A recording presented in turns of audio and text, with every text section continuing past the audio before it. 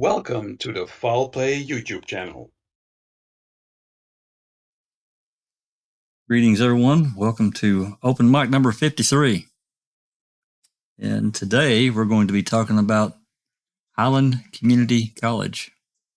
And this is in an effort to further what Ripper has been talking about this community college out in Highland, Kansas, and some of the events that have been going on there for the last couple of years involving, well, just all kinds of things.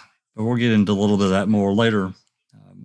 Going to be going through some of the lawsuits. I'm not going to read the entire lawsuit. He's already put up a lot of that. There's really no need in going through all that again. I am going to go through some of it because not everyone here is necessarily familiar with what we're going to be talking about. I don't want to start with, in the middle of where we're at, being ahead, and you got anyone out there being behind and not know what we're talking about at all.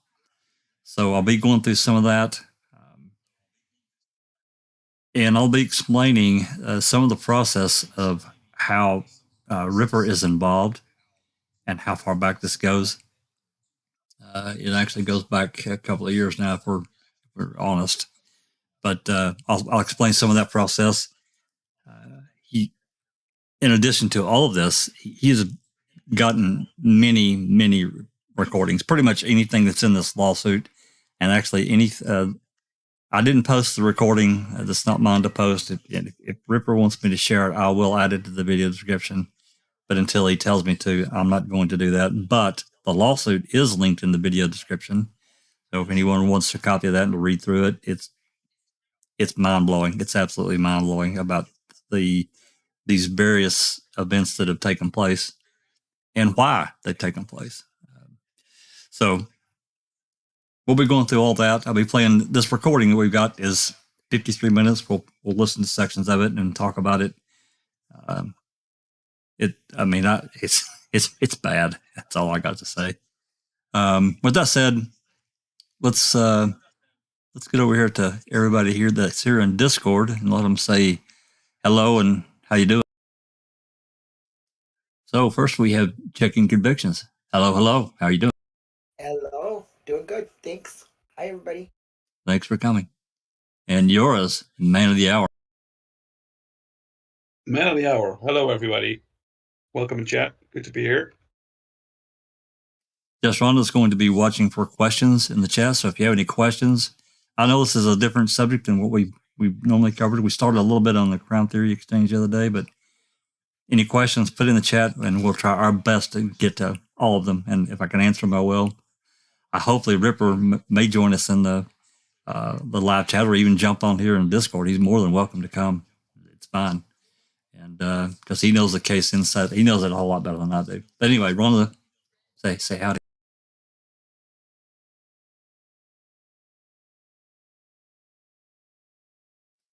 Howdy. Oh, am I muted? Oh, sorry. You Hi, were. everyone. Thank you. Sorry. Thanks, everyone, for coming. Good to see you guys here. Jinxie. Hello, peoples. I'm not sure if Sunshine Christine has made it home yet. She was traveling. You hear? Hi, everyone. Thanks for coming, Sunshine. Zoe. I know it's late for you. Thanks for staying for a bit. Hi, everyone. Welcome, everyone in chat and in here. Dr. Sockman. Hello, sir. Well, welcome, everyone. It's great to be in my weekly addiction class. Thank you. Yeah, good thing you're not addicted. Absolutely. Yeah. And there's okay. Yeah, I see Ripper's in the chat, in the live chat. He sent me a DM of the recording with her 10 seconds of stammering after the comment about Hitler. Yeah, it's another thing. This president of this college, Deborah Fox, she made this comment to a student. They were having some kind of conversation, and she alluded to the fact that Hitler was a great leader. In as much as we might not want to admit, I don't know. The wording is just, I don't know. I'll talk to Ripper about it. There's just no context for me that Hitler was great at anything except killing people. He killed millions of people. there's no excuse. And then she tried to backpedal this comment because she knew what came out of her mouth was so wrong. So I'll check over that here in a minute there, Ripper, and see if I can grab it. So thanks for coming. You're more than welcome to jump into the Discord chat or the Discord with us and talk all you want. It's fine. Dark Side, Pete Moss, thanks for coming. And I see Alice. Hopefully, Alice, are you back? Not back yet. Okay. Jay, I'm trying to get everybody. Shane Henry, thanks for coming. Katie, that was Gala. I don't know Galataki. I don't know that guy. Watch out for him. And Jennifer Manning, several. Anyway, thanks for coming, everyone. I'll try to get everybody there. So. Hey, Jack, I'm just going to start right off with a comment by Sax Altenberg. Welcome, Sax, to our open mic. First of all, we're happy to have you. His comment is, his or her comment is, she's definitely not Jewish or Polish or Russian, etc., etc., etc., to make such a poor case statement. We agree. Absolutely. And Ripper said she made the comments to a black coach that she was meeting with. I do believe tomorrow there will be an article with details of the meeting and the recording. Thank you, Ripper. Yep. And we've been, several of us have been putting a lot of this as much as we can. I mean, we're not media people. We're just regular people, but we're trying to put it out on Twitter, Facebook, wherever that some bigger media person or organization will pick this up. It needs to be picked up. These people need to be exposed for what they've done, and that's our opinion. So, before we get too far deep into anything else, I'm going to pull up the lawsuit, and I'm going to read some from some. I'm not going to read the entire thing, so don't think that. But I'm going to read from several passages of it, and we'll get the people that are in the lawsuit and all that kind of thing. So we're covered there. Hold on just a second.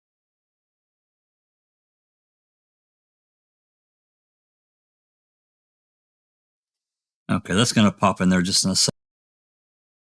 Oh, that's blowed up big enough for everybody to see that. Okay. So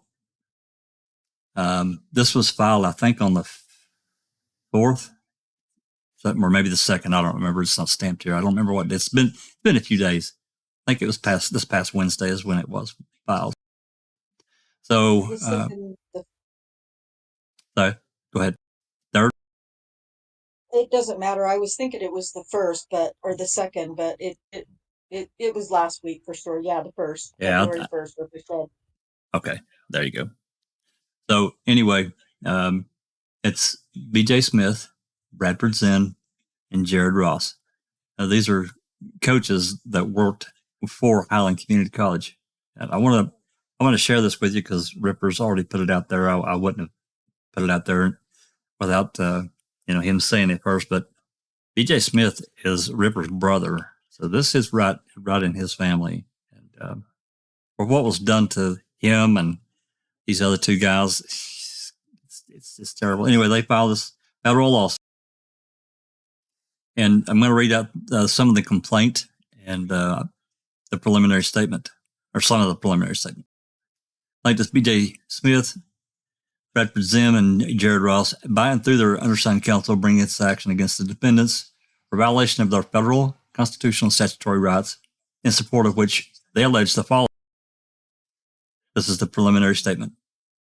This case arises as a result of a long-standing policy, pattern, and practice of racial harassment and racial discrimination by Highland Community College, HCC, or Highland, against student athletes, the majority of who are African Americans. Since at least 2019, HCC's administration conducted a concerted campaign to discourage African American student athletes from attending HCC, intimidate, enroll Black student athletes into leaving through systemic harassment based on race, and shamelessly coerced its coaching staff to refrain from recruiting prospective African American student athletes. Indeed, plaintiffs allege that HCC's Board of Trustees hired and conspired with a new administration to accomplish these and other unlawful objectives. Coaches and staff who opposed HCC's discriminatory practice were disciplined, and in the case of the plaintiffs, then had their employment unlawfully terminated by HCC without due process, and with clear malicious intent to damage their reputations, discredit their testimony, in an attempt to cover up its campaign of racial harassment. All right, well, I'm going to stop right here for just a second and just relay what Ripper has already said, that, these guys, they can't even get you have to understand, these people came from successful programs while they were employed at Highland Community College. They weren't like terrible. They were great coaches. They were mentors to so many of these kids, black and white. It didn't matter. They were so helpful in every capacity that they could be. So it wasn't like, there was any other cause for termination other than this change of policy, that the board wanted more white students and not black students for whatever reason. We can get into that more later. But this pattern in practice led to, because they just basically pretty much refused to do what they were being told to do, and resisted. And I don't blame them. I don't blame them at all, because it just doesn't make any difference. Whoever your best athlete is, that's who these coaches go for. It's a very competitive kind of thing. And they were very successful. So for this to take place, it's just another sign something's really, really wrong here. They were really successful. So anyway, number 2, among the many unlawful actions taken by HCC was suspending plaintiffs' employment as the coaching staff for its women's basketball team in mid-season based on bogus allegations of supposed National Junior College Athletic Association, the NJCCA, and that's similar to the NCAA, but it's a different league. These were junior colleges because Highland's a smaller college, and they go into different classification, less students and so forth. Rules violations involving academic misconduct. Number 3, as set forth in detail below, HCC and its athletic director, defendant Brian Doral, used a 3-pronged strategy to reduce the number of African American student athletes by disparagingly expelling them, subjecting black prospective recruits to excessive scrutiny, such as background checks, not imposed on the white students, and directing coaches to recruit white prospective student athletes over black prospects. Doral regularly directed the football, women's basketball, and men's basketball coaches to recruit more players who in the culture of our community can relate to, unquote, and to no longer recruit players who wore their hair in, quote, dreadlocks or wigs, unquote, hairstyles popular among the African Americans. That's pretty direct, and that's pretty big. Number 4. Additionally, as detailed herein, the HCC Board of Trustees, led by defendant Russell Karn, pushed to hire new president Deborah Fox for specific purposes of implementing the board's apparent vision to transform HCC into a racially homogeneous campus with fewer African American athletes. The board selected both Fox and Doral despite their glaring lack of qualifications for their positions because they enthusiastically agreed to execute the racially discriminatory policies alleged here by aggressively retaliating against coaches, including plaintiffs who resisted the administration. All right, I'm going to stop here at number 4 before we head into number 5. What's everyone think about that?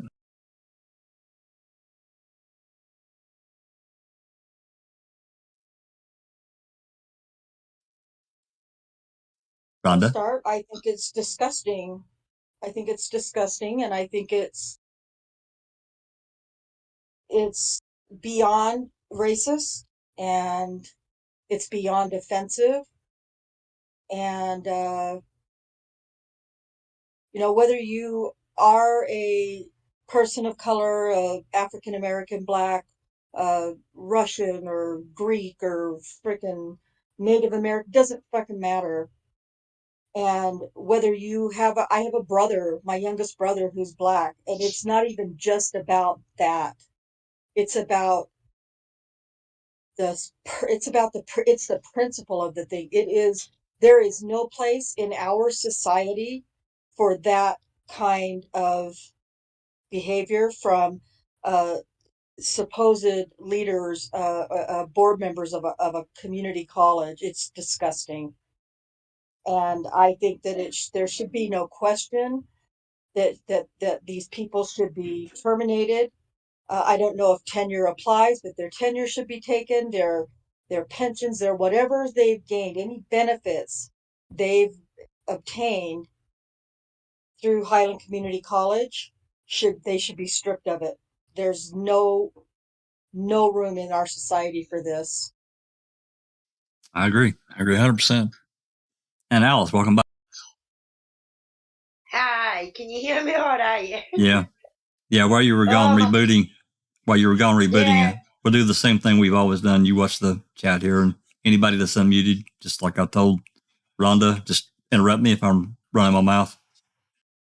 No bother, I will do. And as for this whole scenario, but as me as somebody looking in, it's disgusted me more that it's not a shock to me anymore. It's not a surprise to me anymore that this stuff is happening and going on, because as I says before, every time I turn on my telly these days, it's always something about discrimination against the colour community, no matter what it is, whether it's they're being shot, stopped, or whatever.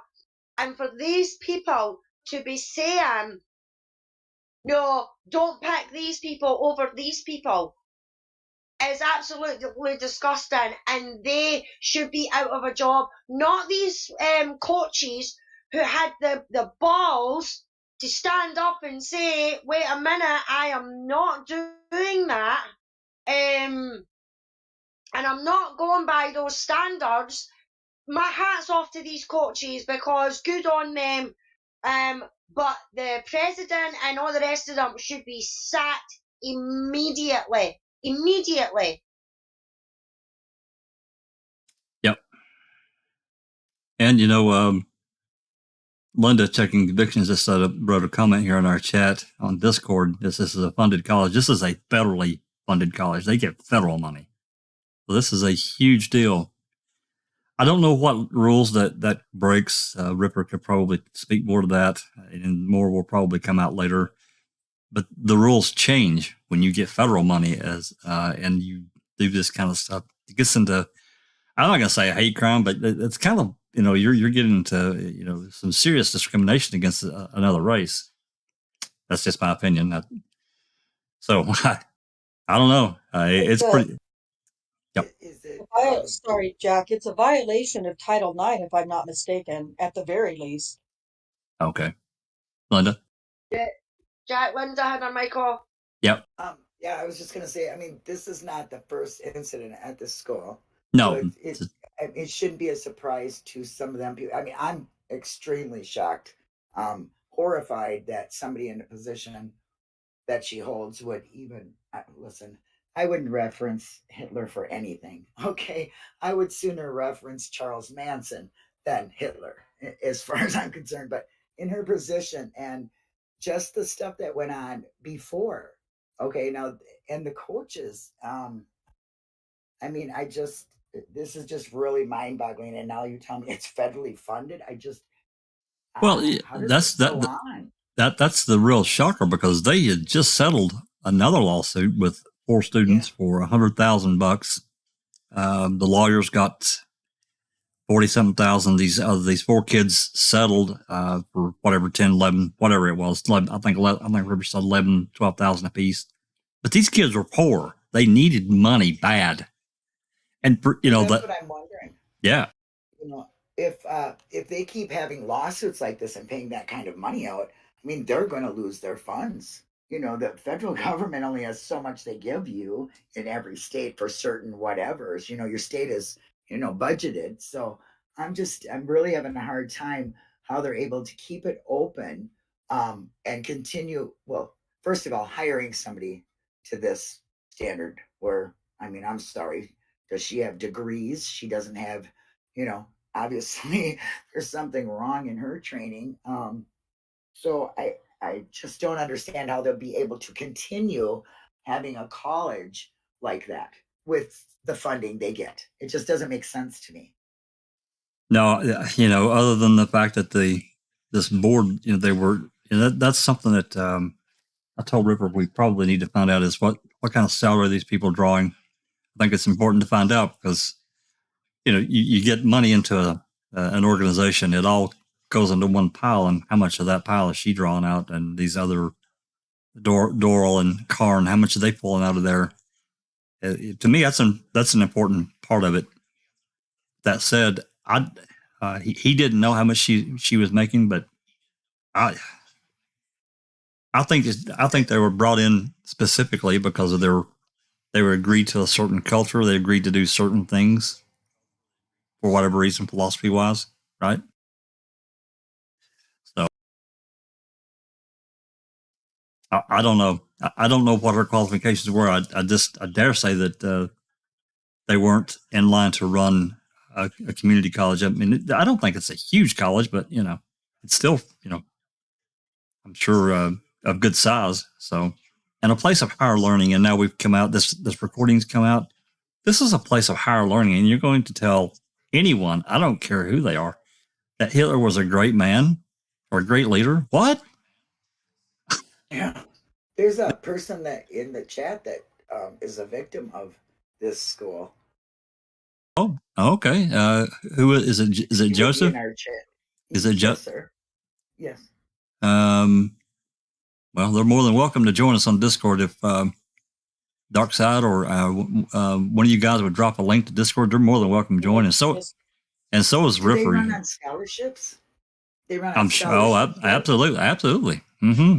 Okay, Yep. well, they have this criteria that they like don't get people from Florida. Don't, you know? I mean, that's a scholarship is earned throughout your school, your years in school, and that's an honor to get a scholarship, especially if it's an you know academic school that's really well known and can make you go places in life. So I'm really having a hard time with their board of directors.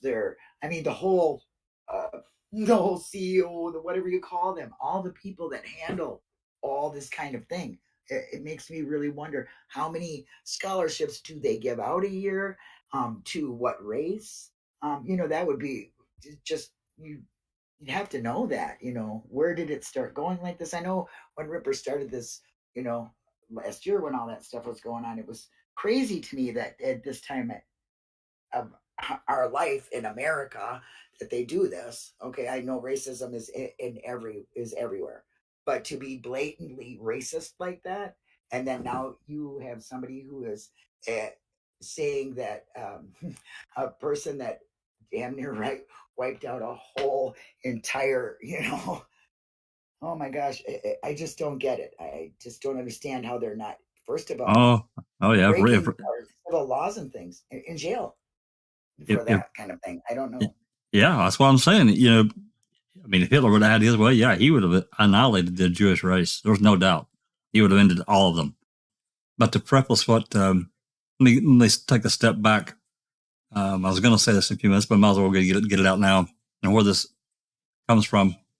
Ripper found out about this a couple of years ago, obviously through his brother, and he put up a Facebook page. And within that Facebook page, he asked for any information and, you know, just contact, whatever contact it was, so he would have it. Well, these various parents and individuals, they began recording everything. They recorded this, and it's wonderful. I just can't say how wonderful that is to have proof in your hand and in your ears of what was said. You can't beat it. It's almost like a video. It's not quite a video, but it's almost like a video. So it's wonderful. And so, over the last couple of years, he's been getting just tons of recordings. And of course, I've only heard the one conversation, and then this other recording we're going to be playing part of here shortly. But so that's how it all really got going. And then, of course, I'm in the background. He's been knowing that this lawsuit's coming, and then of course it hit. It's like, holy smoke! So, yeah, I'm like, and to Alice's credit, it is. I get it from your perspective, and probably others in the world. For us, I mean, it's still shocking. I think that for many Americans, it's disappointing, less than shocking. It's disappointing that you see this shit happen. It's like racism of this stature in America in 2019, 20, 21, 22. Really?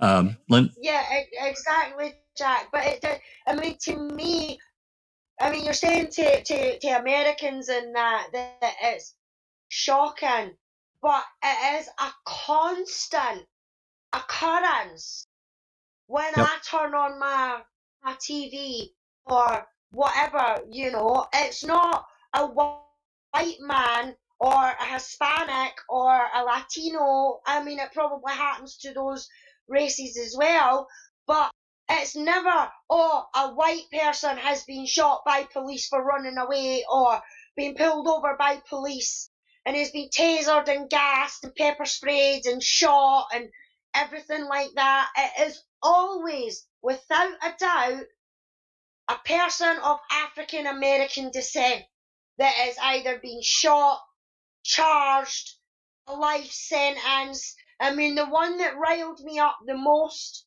as I've said before, is the Kyle Rittenhouse situation. He was white. He was walking down the streets with an armed weapon in his hand, and he was able to walk down the streets and walk up to police officers, no problem, and they just basically says, away you go, you silly boy. But if that was a coloured person, a person of colour, that person would be shot and lying in the street by now. And this is my opinion from where I'm from, because that is all I see. Yeah, all of it. I understand. It's you brought up a good point. It's a different subject, but it's kind of the same subject, and it's a problem, and we need to deal with it. We need to deal with it. Yeah, but for this to be going on in an actual school, Jax, with teachers who are supposed to know better, that Absolutely. are saying this to other students and other staff members, you know what I mean? It is disgusting. We're not in the 1940s or 50s or 30s anymore. We're in the freaking 21st century, and nothing like that should be happening in this day and age. I agree. Linda, another comment? Yeah, I was just wondering, what was the situation for her making this statement, and was it like a speech welcoming students, or I just don't. Is she a teacher? I don't know her position. I just know she's a person of a higher position. The Hitler statement you talking about? Yes. She was talking, I believe, to a student. I think that's right. Ripper, correct me if I'm wrong, but nonetheless, I think she was making a statement to a black student in the recruiting process, or maybe not recruiting, but some other part of the process. And I don't know exactly how the context came up of great leaders or whatnot, but it did. Doc, did you have a comment? Yes. I just want to say a couple of quick things. I've worked in the educational sector for the good part of about 31 years, working at a university. And anyone who's worked in an academic institution where you're in charge of looking after students, there are an incredible number of rules regarding race, culture, dress sense, religion, etc., etc. And there are basically no-go zones where you do not cross the line. And it saddens me when I see stuff like this, because I'm here in Australia, and I know that there's a massive, massive race issue in America. And it goes to show that there's a lot of intolerance. There still is a lot of intolerance. The underbelly is very soft. It's extremely disturbing that a factor like this will even come up, especially in an educational institution where you've got professional, supposedly professional people who are looking after students of mixed race and mixed colour. I know that when I worked at the university, I was in charge of students of all races and all cultures. We treated everyone with respect, with dignity, and we never talked about things like religion or politics or, talking about Hitler and things like that. What it does is it destroys and undermines the culture of an institution, and it spreads fear and distrust. And I tell you what, I watched a documentary which now makes sense of this whole ridiculous case that RipperJack has brought to light, and that was Who Murdered Garrick Phillips. If you have a look at that, you'll understand exactly where I'm coming from. And like I said, it is a shameful stain in American society at the moment. It's a horrible situation. Thank you. Thanks, Doc. Appreciate that. Rhonda had her mic off, Jack. What you got, Rhonda? Rhonda. Sorry, I have so much. First of all, Joseph Cambridge, please, please, please, you are why we're doing this. You definitely have the voice in this conversation right now. I don't know if you've ever been a part of a Discord server before, if you've ever joined any for gaming or whatever purposes, but please come on our Discord, join our Discord, and join this conversation. You will not be interrupting anything. You are who we want to hear from. And sorry, I am like, my adrenaline just hasn't stopped pumping. I'm just like so fired up. But Sax Altenberg says this is even more newsworthy in the week. Whoopi Goldberg displayed similar breathtaking ignorance regarding the Europe of the 30s and regarding Europe of the 30s and 40s. And that's what I said the same thing. And I had someone comment back to me. I don't even know where. Doesn't matter. Well, it's not the same thing really, because what Whoopi was saying, I don't care. You are discriminating no matter the context when you say shit like that. So it needs to be talked about. Not only did we have the Whoopi Goldberg incident, but we also at the same time had Brian Flores file a suit against the NFL. Yeah, he did. For the same shit. So Yep. There is sorry for my language, I'm really sorry, but there is a need to talk about this. And the problem is that Highland Community College is considered small potatoes in comparison to Whoopi Goldberg. By the way, pay attention to her last name that she chose, because that's not even her real name. Her name's Karen Johnson or something. She chose to change her name to Whoopi Goldberg. I'm not Jewish. I don't know, but I think Goldberg is a Jewish name. Yeah. Somebody can correct me if I'm wrong. No, But it is. in light of Whoopi Goldberg and then Brian Flores, Highland Community College lawsuit here that just got filed is small potatoes in comparison as far as other people think. And I don't care who, anybody else, what they say, just because Highland Community College is a smaller, not venue, but entity, what's being done is even more egregious in my opinion, because this is affecting the future lives and careers of these college athletes who would otherwise, based on the on the stats and the win percentages of these female basketball players and the football team. Their stats are outrageously phenomenal. Yeah. Well, it's And not now only that. this It's the college is going to screw that up for them. it's the Sorry. mentorship. That's okay. It's the mentorship. It's the how to be a leader, how to be with people. Be a good person, and it's all of that. I think it was Linda and then Alice. Linda?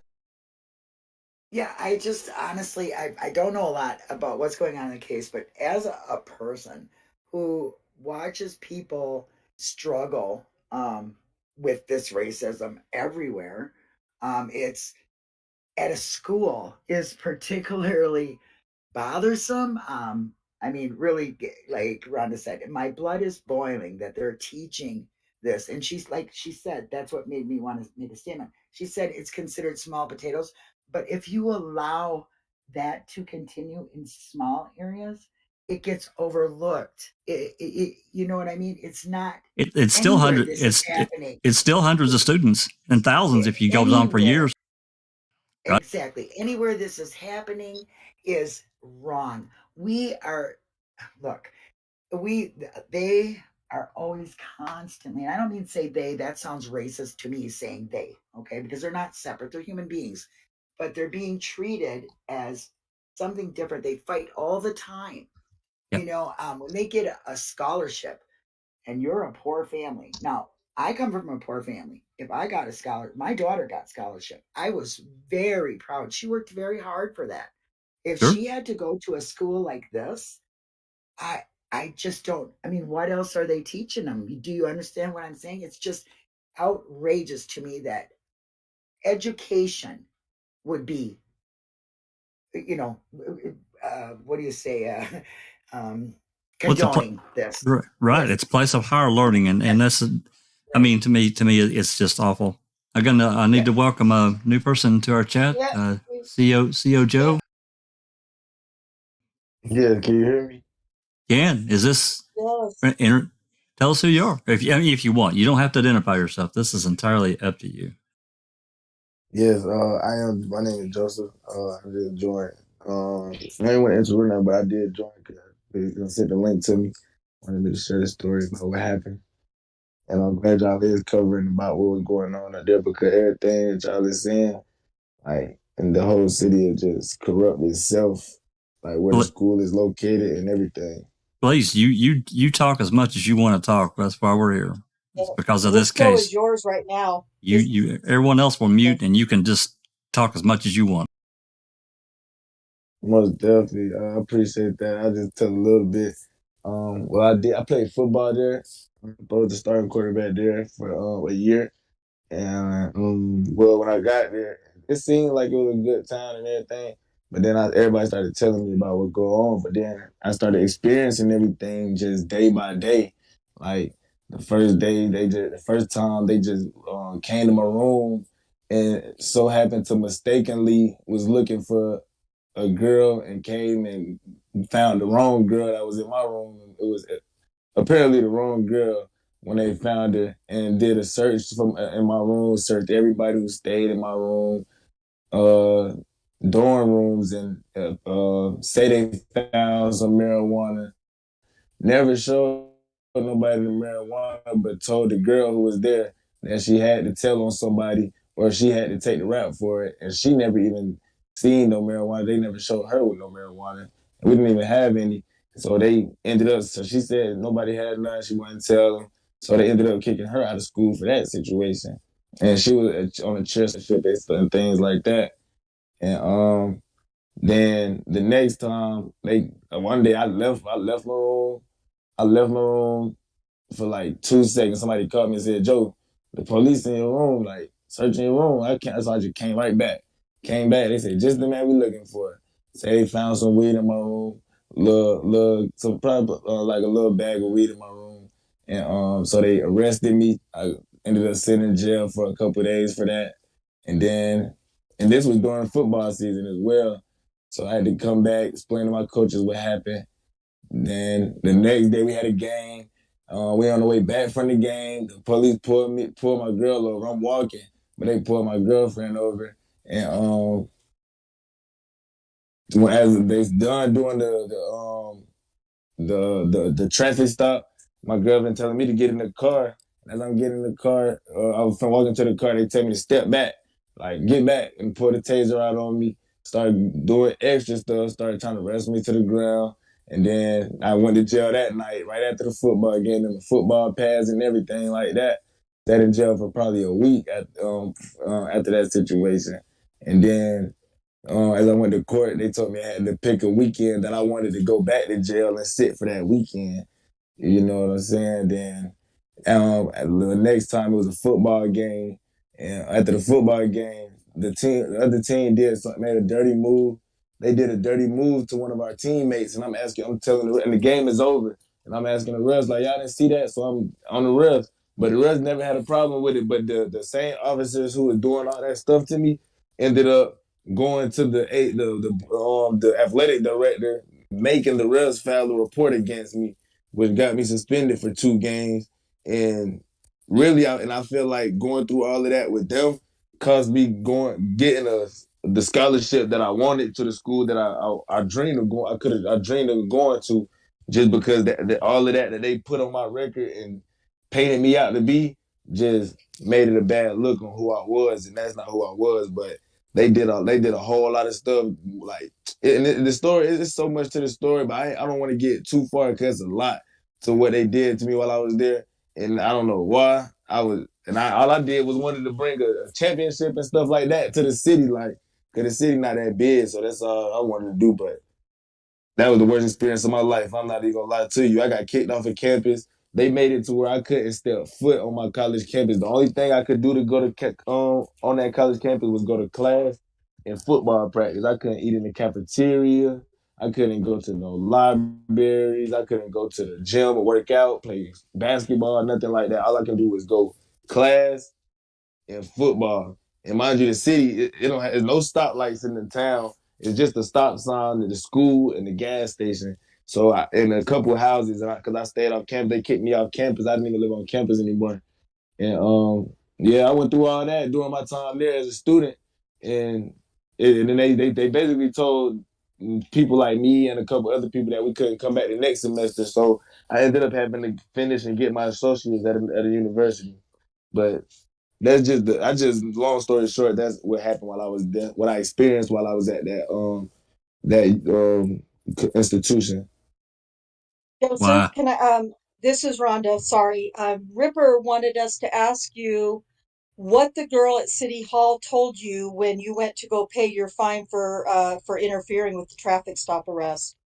Yeah, when I went to go pay my fine, she had told me that the charge was dropped for racial profiling. And it's crazy, I didn't even know that it was dropped. I was going there just to pay it. And she said, yeah, this charge was actually dropped for racial profiling. Oh my God.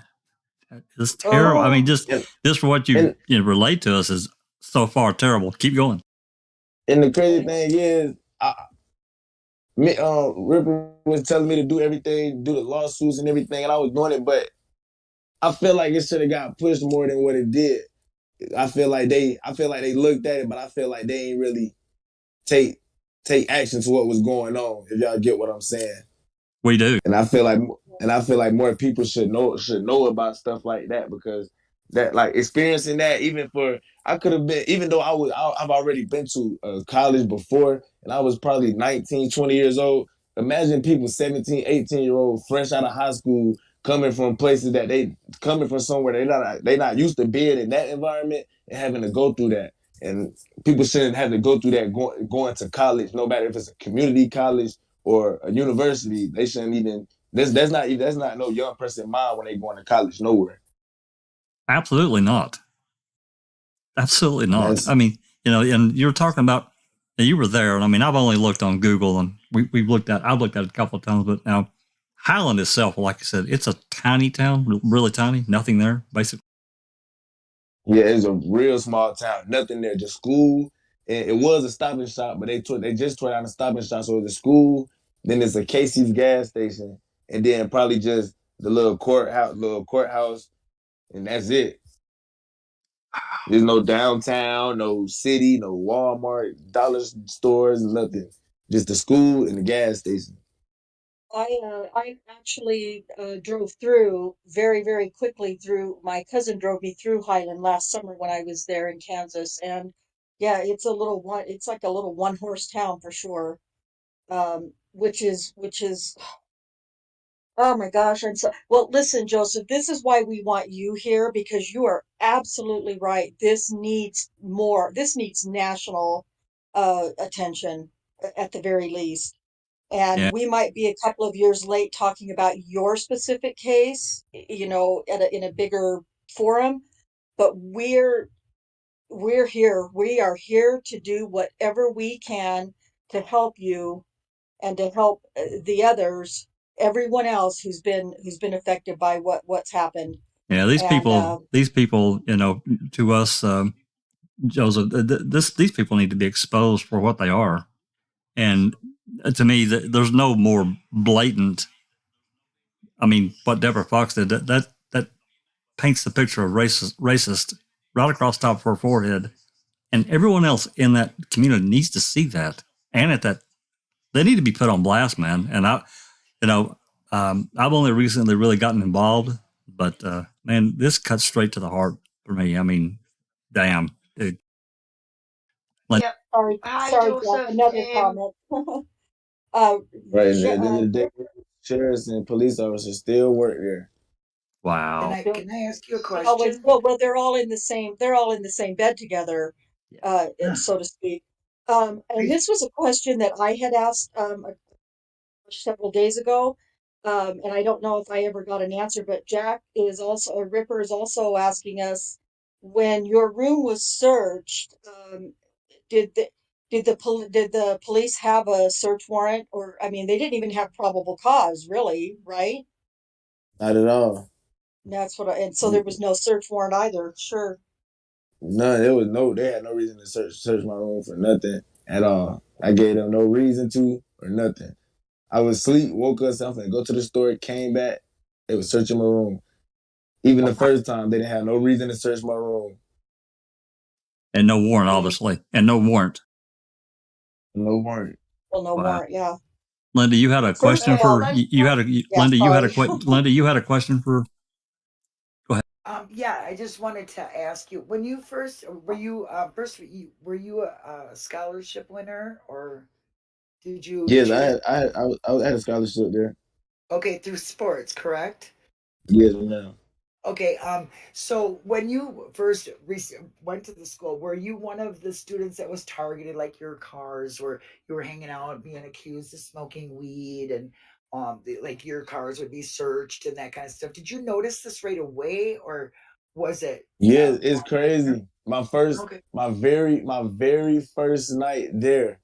My very first night there. Um, Wow.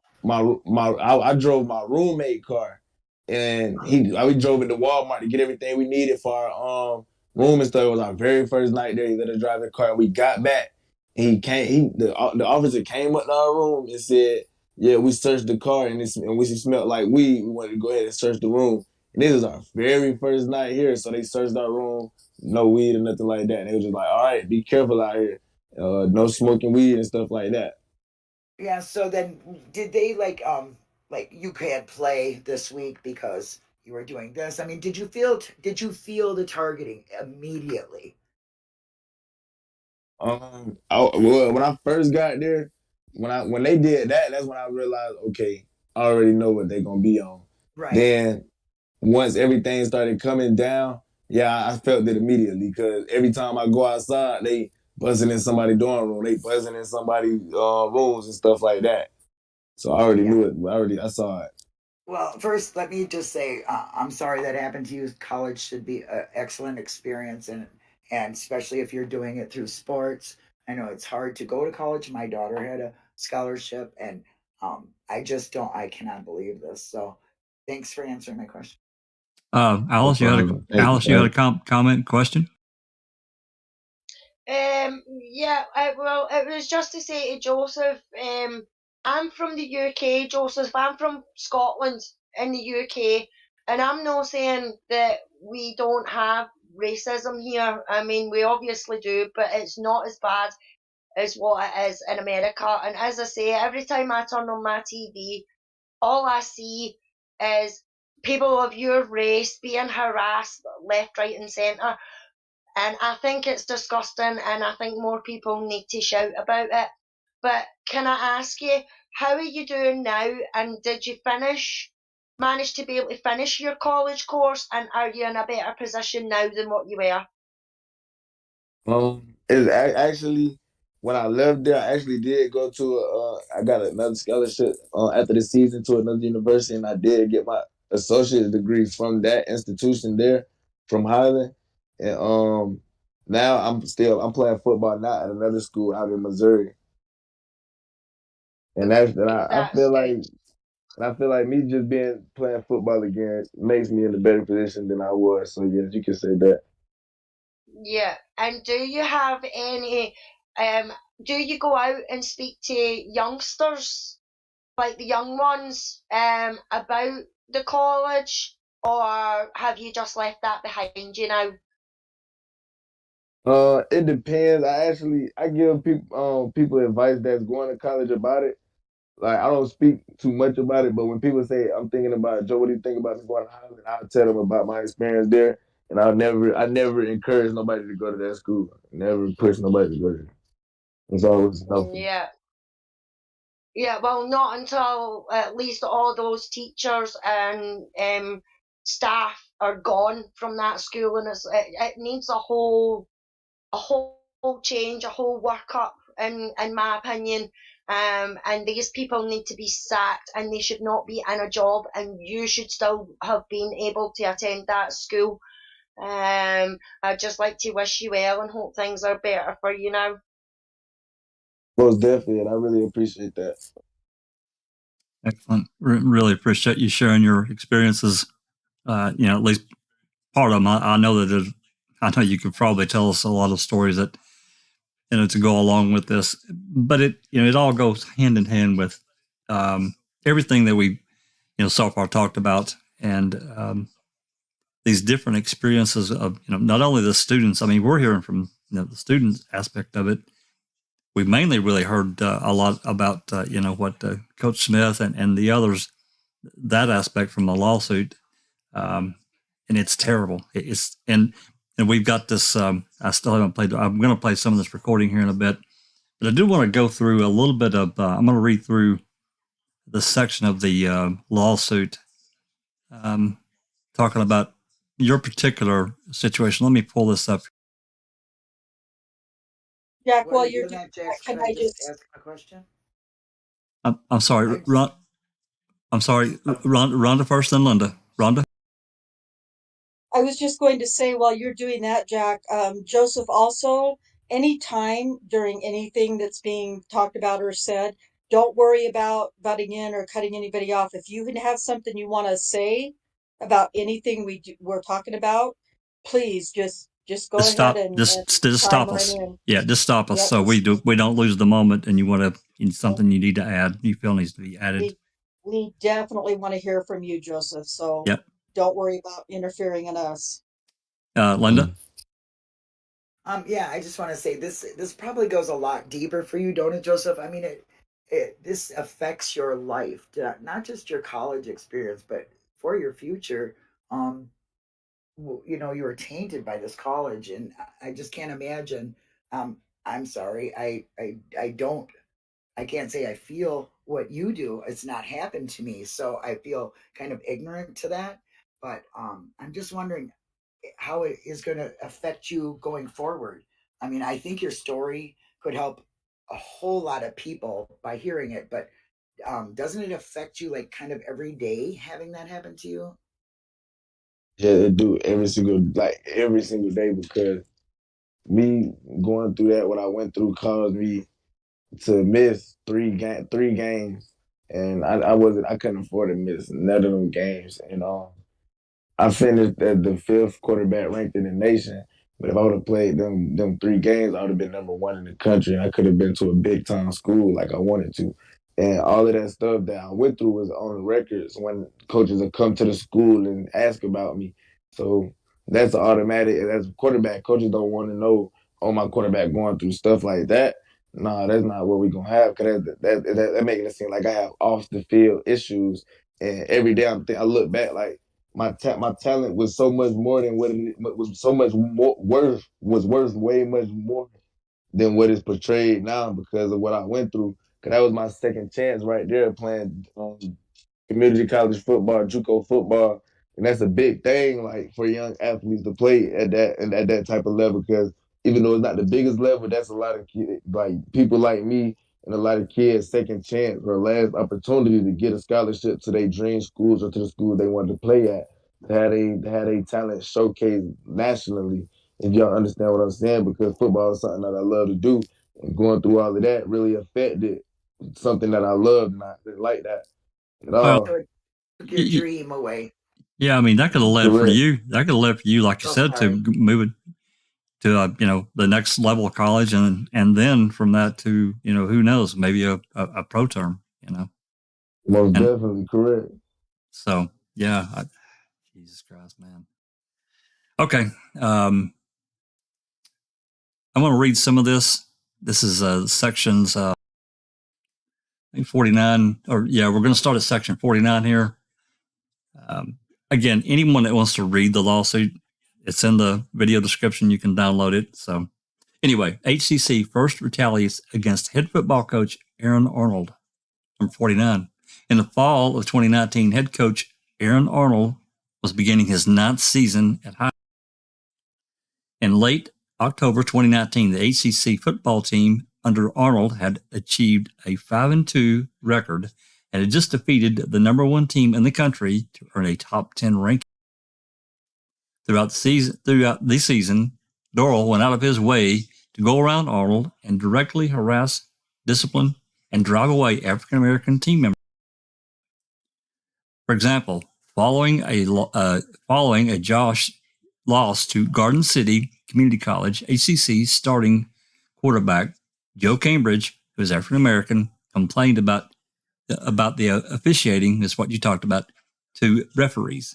The Highland Police, Chief of Police Brandon, what's his name here, Wetstein, overheard Cambridge's comment and reported it to Doral, who, with consulting with Coach Arnold, urged the officials to file a report, although they had not planned on it. Coach Smith overheard the head officials call Arnold to say that he did not want to report Cambridge, but Doral was insistent that he do so. The report was filed, and Doral submitted it to the NJCAA for a ruling, which resulted in Cambridge being assessed a 2-game suspension, which you talked about. Further, in addition to the suspension, Doral tried to have Cambridge expelled from HCC for the incident. Jeez. Upon hearing this, Coach Arnold approached Fox and told her that he would not support this or any other disciplinary action against Cambridge. Previously, following the first game of the season, Cambridge had been arrested by Highland Police for allegedly, quote, interfering with a traffic stop, unquote, although he was across the street on the public sidewalk at the time. Coach Arnold also reported numerous similar incidents of harassment against his African-American players and complained to witness that Doral had suspended some of them for petty and or pretextual incidents, while white athletes were never questioned or punished over much more serious misconduct. For example, Doral directed Arnold to suspend several players because Highland Police Chief Whitestone had told him they were spotted in a city park and, quote, smelled like weed, unquote. I didn't know that was illegal. When Coach Arnold refused to comply, Doral told him that if he wished to keep his job, he would suspend whoever he was told. Doral, who regularly reprimanded Arnold's African-American assistant coaches for using, quote, vulgar, unquote, language and failing to address him with what he regarded as the proper level of respect. Give me a break. 59. With 3 weeks remaining in the season, Coach Arnold was told by Fox that his contract would not be renewed, and he was forced to resign in or around or about November 2019 for refusing. to follow HCC's racially discriminatory practices and continuing harassment of African American student athletes. All right, let's stop right there. Hey, Jack, really quick. I Yep. know how seriously you take the way your sound and everything like that. You're kind of cutting in a little bit here and there, so I just want to let you know that. Okay. Well, okay. I'll check it out. Am I sounding okay right now? Yeah, yeah, I think so. It's just every like 4 or 5 words, it just cuts out a word a little bit. At least maybe it's just on my end. No, I think it's because I'm using push to talk, and there's a little delay there. That's probably what it is. Oh, okay. I just wanted to let you know. Thank you. Okay. Christina, looks like you have your mic unmuted. You have a comment or a question? I just made it home, and I just wanted to say that I cannot believe what these so-called educators are trying to get away with in 2022. I mean, it's they think they're above the law. They really do. I don't disagree. Jack, Yep. sorry, just to say we have Antoinette Myers in the chat, and she says that her son was part of that school as well. He got expelled. Yes, he had to not only deal with him being expelled and falsely advised, but in order for him to go to the next school, I had to come up with the money to get his transcripts. Yeah, that's another thing that Ripper has relayed that's been going on. These kids are getting expelled, and in order to, if they want to go to another college, Highland was holding them their transcripts ransom for several $1,000s, and a lot of these kids are like the rest of us. They don't have $3,000-4,000 laying around. They just don't. So they're held hostage. Go ahead. Yeah, she also says my son was expelled for being accused of saying the F word. Well, I'm sorry, that is just fucking pathetic. That's bonkers. That if your son has been expelled for that, Jesus, if I'd have been expelled for how many times I said fuck off to a teacher or whatever at school, I wouldn't have had an education. I mean, that is just beggars belief that something as silly as that, or as Joseph was saying about going to a referee and saying, what are you talking about? Are you seeing what happened? To be expelled for that is unfucking believable. It's targeted. It really is. It's targeting to me. To me, that's, they've talked about here in recent years, targeting, one player targeting another and in the head and that kind of thing. To me, this is just as bad, if not worse, targeting just certain people because, whatever. Anyway, Rhonda, comment? Yeah, from Ripper in the chat, he asked Mrs. Myers, was her son the student that got kicked out because he talked back to a security guard in the cafeteria? We've heard that story as well. Yep, we did. Yeah, that's crazy. The one he talking about, the student got kicked out from the cafeteria. He was a great football player, like a receiver through to him, and they kicked him out for that. And when they kicked him out, I let him stay with me until he was able to eventually get a ride home. His parents had to drive all the way his dad had to drive all the way from where he was from to come get him, like out of nowhere. And it was during the season. It was probably like the second or third game of the season. And that I know for a fact that messed up his like football career, like in general, because he was a great football player. He was young as well. But yeah, I just wanted to say that about him. That was my boy. Oh, thank you, Joseph. I'm sorry, go ahead, Ron. No, I'm sorry. I'm just saying I'm in tears here. I just can't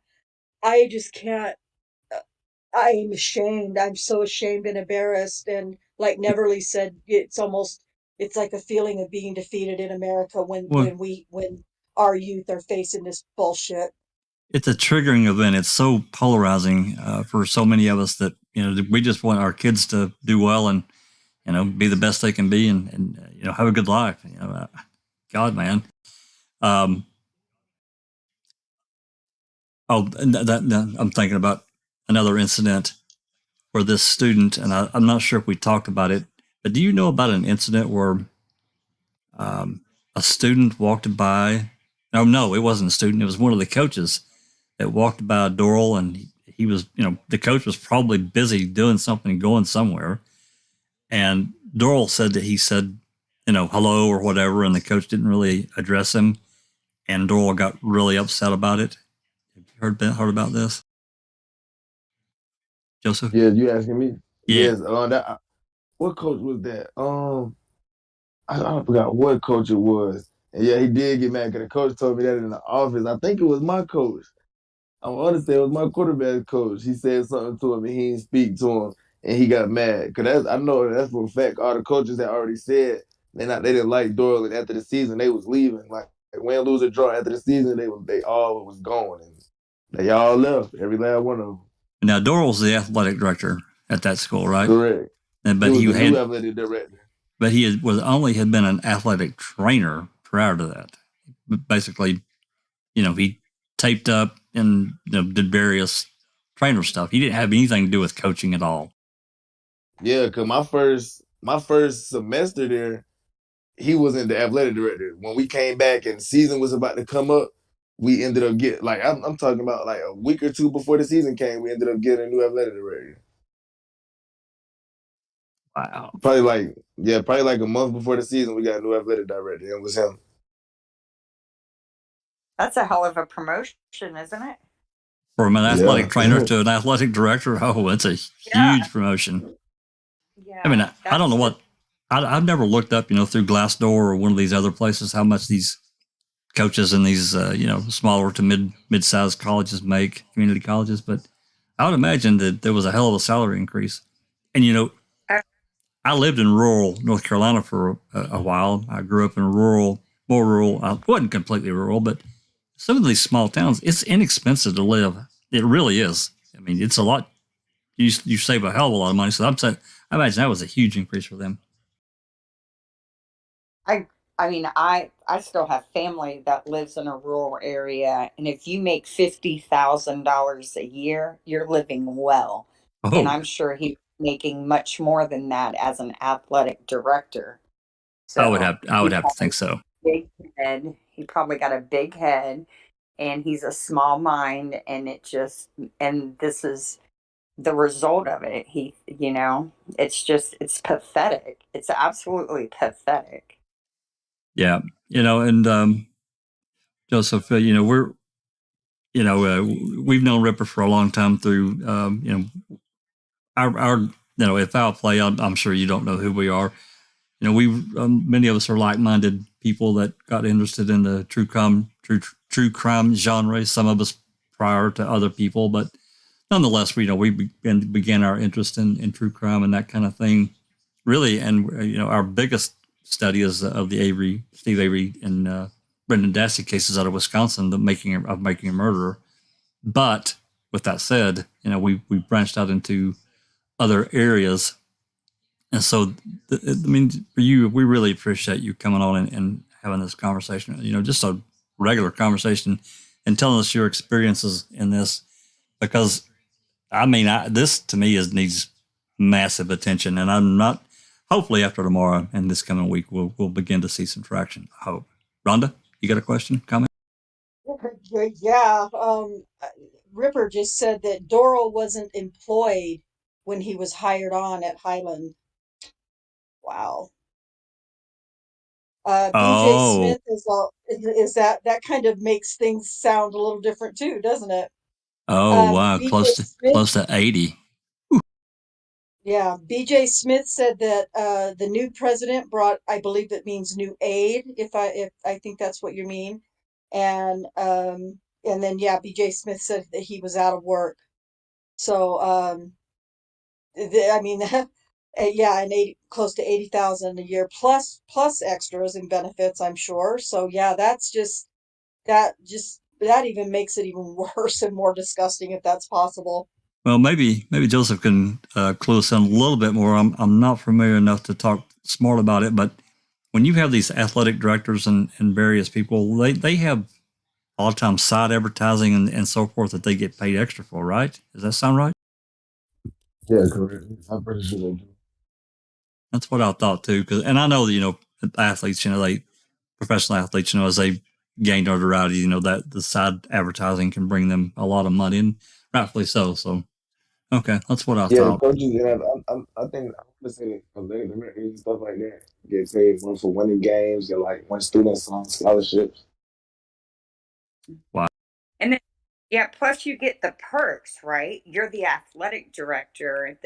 And if everybody's doing well and you're having a winning season, all the local businesses are going to look favorable upon you. You're going to get all the little perks of that. Sure. So, Prestige. yeah. Especially in a time like that.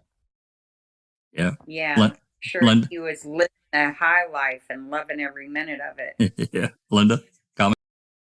Oh, I say we should give Joseph the 80K a year. Works for me. Plus whatever he makes with his career, since he isn't at a college that was giving him a chance, that he has to go to another one. Plus, this is a life changing event for him, and his dreams of becoming what he, I'm sure, had the potential to do are destroyed, and his faith in even doing what he loves is been knocked down to the ground. I think honestly, he should be given that, and they should be losing their jobs and standing in a soup line somewhere. I mean, that's just how I feel. I do not understand this kind of behavior from places that you are supposed to be educating a young mind.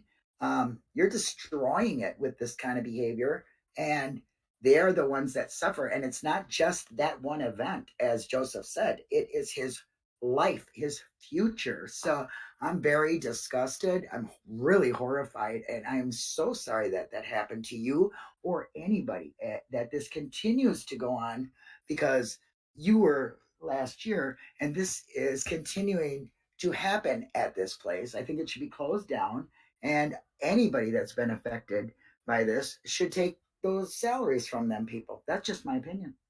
Yeah, it needs to be overhauled. There's no doubt. They need to sweep out the board and those administrators, in my opinion, that would pursue anything like this at all. You deal with students on a case by case basis. You don't deal with them because they're black or American Indian or whatever. That's whatever the case may be. You don't do that. That's wrong, and we have to instill that. And moving forward with I'm half white or 3/4 white and part Cherokee Indian because my mother was half Cherokee Indian. I saw it. I've never talked about it. Growing up, I just it's really bothersome to me. It's so troubling, and I've got children. Probably your age, Joseph. I've got my youngest, my daughter's 19, and my oldest son is 34. So, it's troubling. Rhonda, then Christina, Jack. Okay, Rhonda, comment? Well, I'm going to try to keep my comments from just the people in the chat and leave my own out. Paul Pepiat says they clearly haven't broke your spirit, Joseph. Respect, and I agree with him completely. Much respect, Joseph. And then Ripper says, "Wow, you have another one of the plaintiffs in your chat. Thanks for being here, Jared Ross. I'm proud of you guys for standing up against these racist people running this college." My opinion as well. Ripper. And if Jared would like to come on to Discord and share his story, we would love to have him right next to Joseph. Please come on and grab the mic. That's what this is. It's an open microphone, open format. So, Christina, then check and conviction. Okay, Christina. I just want to say congratulations to you for not being deterred and for bettering yourself and prove and making them look like the racist, fascist assholes that they are. I hope that they get what they deserve. Everything I want to say is going to get bleeped out and get us in trouble. Okay. But we get the feeling. yeah, exactly. What these people are doing in 2000, the year 2022 is just disgusting. And y'all know that I have grandchildren that are mixed. You want to believe that our world is getting better, and this is proof that we're still fighting the same battles. Yeah. The same small-minded evil people in positions of power who, to make themselves feel better, think they have to humiliate others. Yep. And it's not because they're poor. Hell, the man's getting 80 grand a year. Why are you doing this? What do you get out of it? What is, it's such backwards thinking. Yep. It makes no sense. Who's next, Alice? Is it Neverly or is it Linda? No, Linda, then Neverly. Okay, Linda, comment. Yeah, I just real quick, I just wanted to add that he had to work very hard to get his scholarship. So first, you're working towards something. You have a life dream. I'm sure he didn't just wake up in junior high school or last year of high school and say, hey, I think I want to play football. This is probably something he did from a very young age, and he trained himself to be a top-notch. Were you a quarterback? Yes, ma'am. Wow. Well, see, now, even more special. There you go. I mean, honestly, how many kids get that opportunity? He worked extremely hard for this, and then to be knocked your boots right off you, I'm just fucking pissed. I'm sorry. I can't stress enough how hard Joseph had to work to get what he received, and then they just slapped him in his face. Just took it. And I'm so sorry. I'm just very sorry it happened to you. Yeah.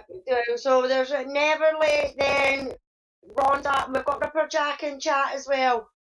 All right, Neverly, comment. Hi, everybody. Hey, Neverly. Hello, everybody. Yeah, I'm so deeply disturbed by all of this. I wanted to thank Ripper for bringing this out on the open, and that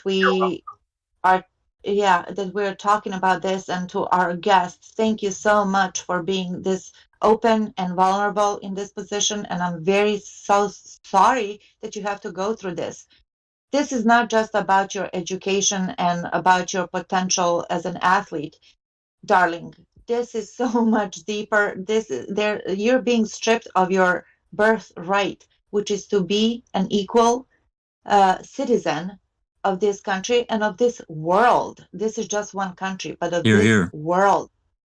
You should not be treated in any other way than just like according to your behavior and your hard work. That's the only thing that should be in question.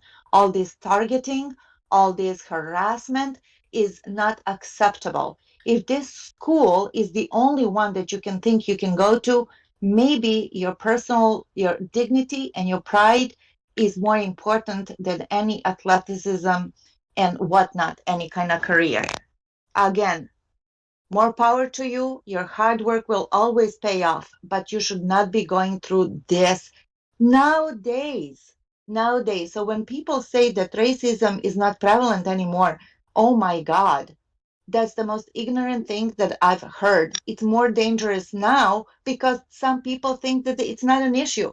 It is an issue. Just ask Joe, ask anybody, let's say, in that school. But again, this is just scratching the surface. I'm sorry for going on a rant over here. All I wanted to say is thank you. And Thanks, Bethany from chat said, in regards to this particular subject that we're talking about, this college, Bethany said, we could try reaching out and getting these kids' stories out to athletes in the NFL. it would help make this a national story, and this could potentially affect them losing out on draft-worthy athletes. Yes, That's a great I idea. agree with you. Yes, excellent idea. And power is in numbers. So if we can reach out somehow, NFL is full of African American athletes. Maybe they could really help us out. And I refuse to believe that a Caucasian, there's not a single Caucasian out there that would actually take on this campaign. Agreed. I Thank you. refuse to believe that.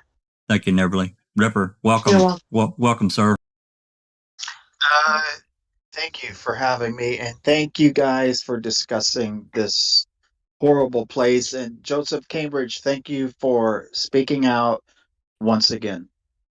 Most definitely. I appreciate y'all. Every last one of y'all.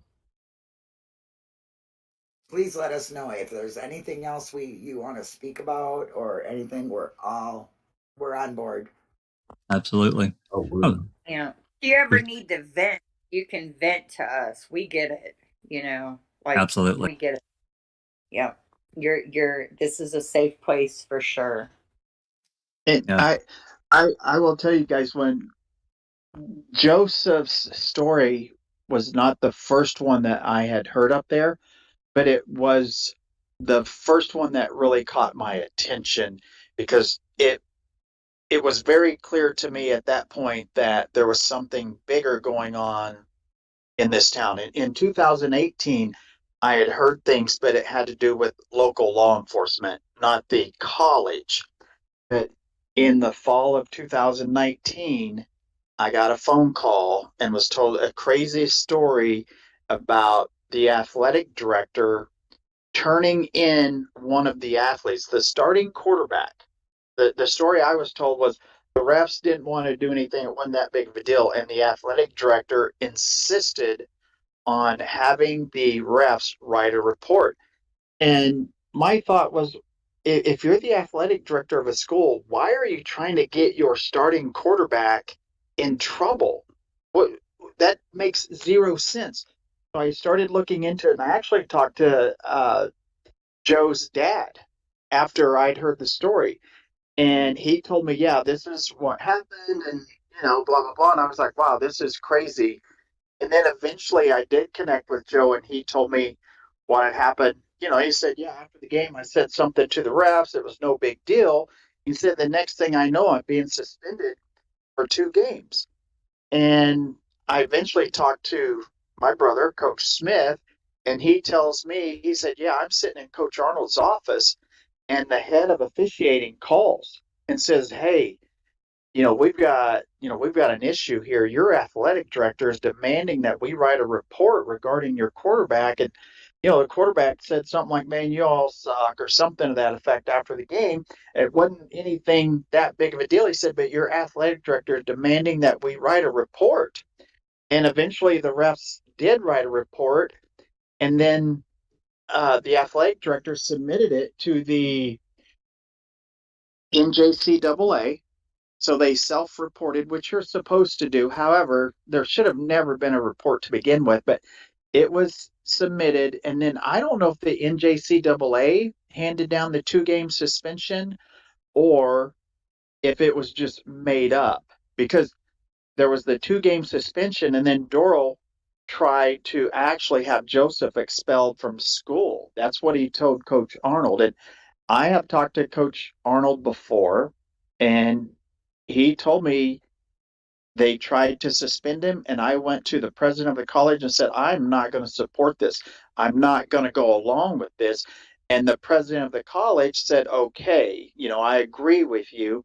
And he was not expelled from school. But Doral, and I think in an attempt to sabotage the football program, wanted to expel their starting quarterback for no reason. There was no reason to expel this guy. There was no reason to search his dorm room to begin with. There was no reason for them to arrest him when he was on the other side of the street when his girlfriend got pulled over. And I don't know if you remember this, Joseph, but when your girlfriend got pulled over, when that officer got out, and I don't even want to call him an officer, I'll call him a tyrant. When that tyrant got out of his car and started walking up to your car, he told your girlfriend at the time, "Oh, I thought you were Mr. Cambridge." Do you remember? Do you Correct. remember that? Correct. Yeah, that's the first thing she said. When I got home, she said, "Joe, the first thing he came up to the car and said was, oh, I thought you were your boyfriend." Right. And the Yeah. first thing she said. Right. He thought Wow. it was you, and you were across the street with other witnesses. And then you remember they actually put their hands on their guns. Do you remember that? Correct. Yeah, because you had other teammates that were there that I've talked to. And one of them went to pull his phone out to record. And when he did that, one of the cops put his hand on the gun.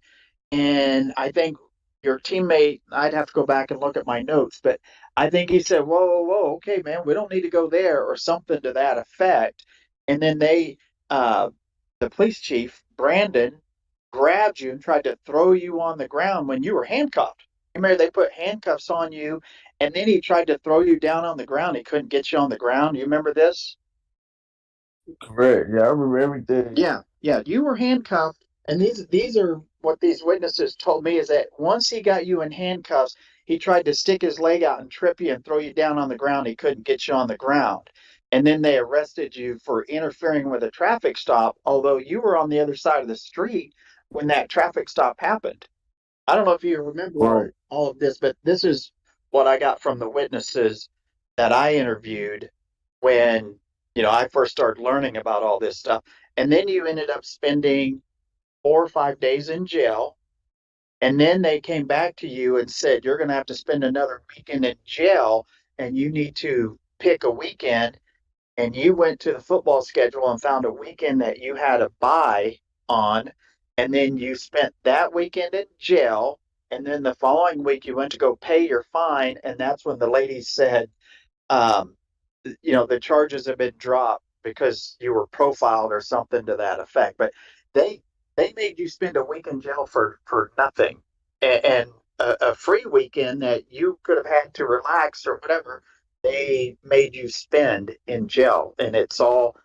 I mean, this is just the tip of the iceberg. Joseph is just one story of many stories up there of people being targeted because of the color of their skin. And I'm so sorry that they did this shit to you. This should not happen anywhere, and especially in this country. This should not be happening. And it should not be happening at a college where the college is enabling these people to do these things. Absolutely Right. Because I had 1000% agree. to be having to spend money up there, have buy a lawyer and pay for a lawyer and doing things like that while I'm in school. Stuff I wasn't even expecting, having to pay court fees, lawyer fee, all that. Yeah. Right, because you had to pay.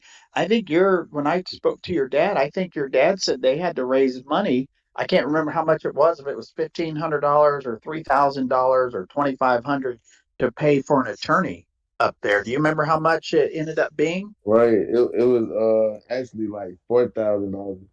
Four Like thousand. Wow. 4,500. Wow. That's absolutely crazy and disgusting. Sunshine, you have a comment, Christina? Something he didn't even do. Right. Oh, yeah, absolutely. For something he didn't even do. Wow. That's just insane. I am so sorry that you have that experience. I Yeah. appreciate you. Yeah. And Linda touched on it, and I think we all are old enough to realize and understand the hard work, that Joseph and many of these other athletes put into their career, going into, maybe when they first started out, they just wanted to, as kids, they wanted to play football, but then it turned into something bigger, and they put a lot of effort into that, and to have that stripped away just because somebody has the authority. And yeah, I hate to interrupt, but Joseph was a good player, and when you're being recruited by NCAA Division I colleges, and all of a sudden they see, oh, the quarterback was suspended for a couple of games, oh, he was arrested, then it looks like this guy is a bad person. So you're not going to recruit him because you don't want that type of student at your school. Right. But what they didn't know is that Joseph Cambridge didn't do this stuff, that he was falsely arrested.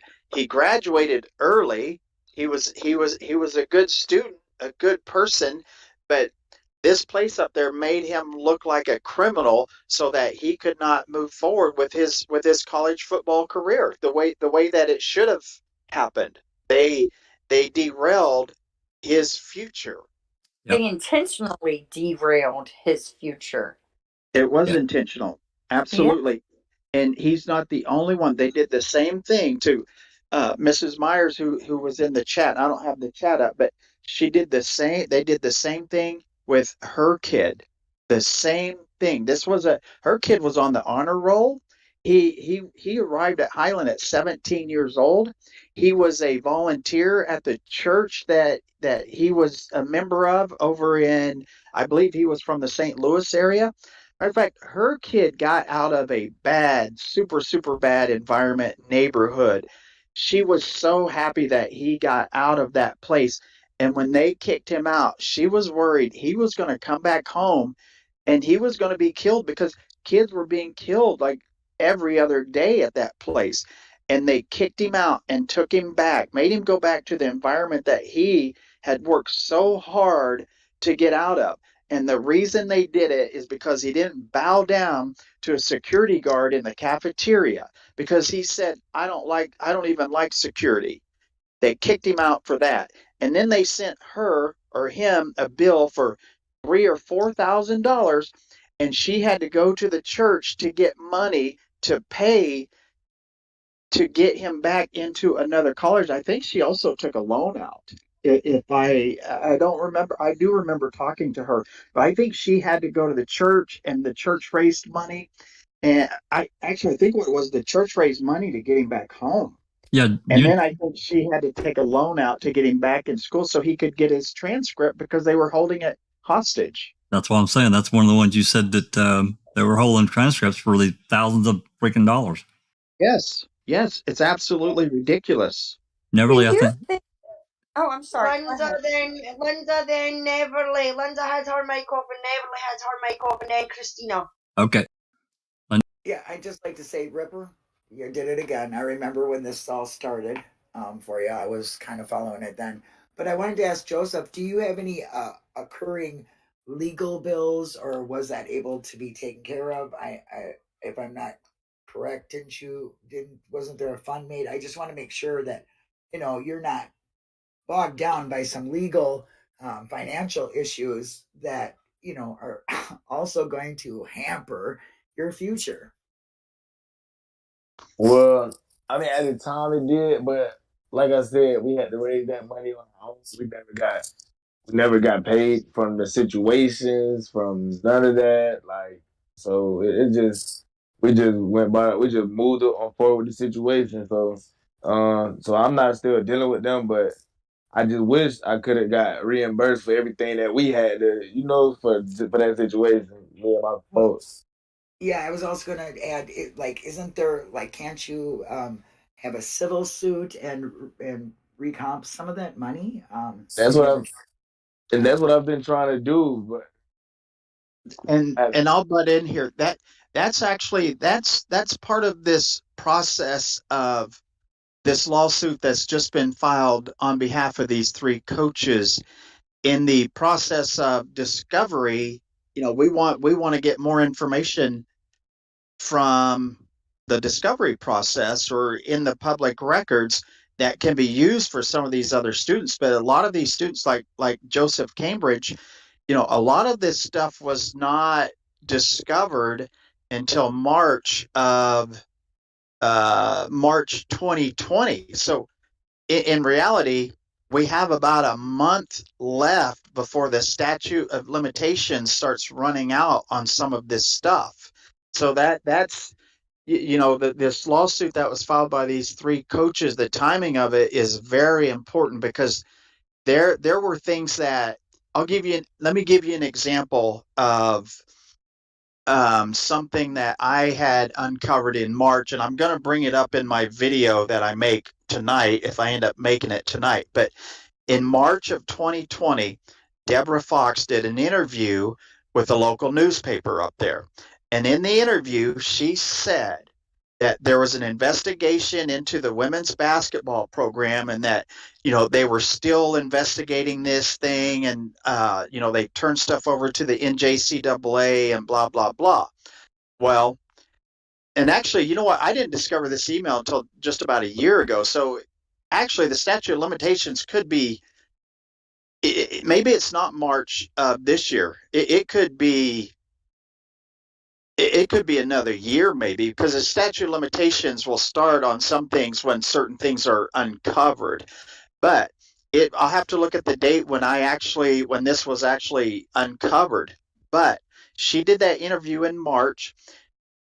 The month before, in February, there was an email from the NJCAA to Deborah Fox, and I'm going to show the email in this video that I put out tonight.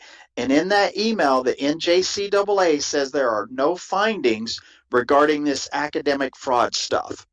But she goes ahead anyway and does this interview with this local newspaper. Now, this was an opportunity for the president of this college to clear the school's name of academic fraud. This was an opportunity for this president to clear the students of academic fraud at this school. This was an opportunity for this president to clear her employees of this horrible accusation of academic fraud. She had everything she needed right in front of her from the NJCAA to clear the school, clear the students, clear the coaches, but instead she goes and does this interview with this newspaper and continues these lies. And the reason she did that is because her and Brian Dorrell and these other people involved were running their mouths all over town to anybody that would listen. And they were saying stuff like, this is so bad. We've uncovered so much proof. It's so bad. People are going to be suspended. It's, as Dorrell quoted, the worst thing I've seen in my 25 years. They were running their mouths so much, saying that they had so much proof that there was all of this cheating that they could not clear these coaches, students, the school. They couldn't do it because if they were to clear the students and the coaches of this, then everybody would go, well, I thought you guys had all this proof. You guys been saying you have all this proof for so long. So they couldn't clear the students. They couldn't clear the coaches because they had been going around defaming these people for so long. But it's stuff like that, that when that is uncovered, I believe that's probably when the statute of limitations could start on certain events. And the thing with Joseph Cambridge, we still don't know what all happened behind the scenes with him and these other football players and these basketball players, so hopefully during this process, some of this stuff will come to light so that there's enough information there so that these victims can file these civil lawsuits against this place. Absolutely. Nerly? Ripper, again, thank you so much for doing all this hard work. It's been years that you've been doing this. I just think that you also would welcome some help. We can help you like this, exposing and talking about it, but I think that you need like professionals, like an investigative reporter, somebody that can pull some weight, somebody that's going to come in and speed up the processes of all of this. The only one that I know of is Michelle Malkin. I have no connections with her whatsoever. I'm just bringing her up because she's great at exposing of the shenanigans that's going on. So I don't know, you guys, everybody in chat, if we could think about how to make this happen, especially now that Ripper said that the statute of limitation is running out. We need to speed this process up. Well, I've been tagging on Twitter. I've been tagging various investigative reporters, NBC News, ABC News, 48 Hours, whatever, and just see if they'll read it. I'm telling you, this is the next Netflix documentary because it has all the aspects of what they're looking for. Yep. This is a huge story, and this is not an isolated incident or an isolated school. Not at all. No, sorry. Yep. I'm not sure who's next. If it's Christina, you go ahead. So I I've started calling my local news channels and just putting a buzz in their ear. Have you heard what's going on at Highland Community College? When they say no, I give them the information, just kind of putting it out there. So they look for it, right? I mean, I don't really know. And then besides what Jax is saying, tagging people as well. I also want to say this is what happens when you tell a lie. You have to keep telling lies to keep covering up for it. Yep. So that's why it's always best to tell the truth and she should have set the record straight. That's all she had to do. Yep. And then I have a question for Joseph and for Ripper.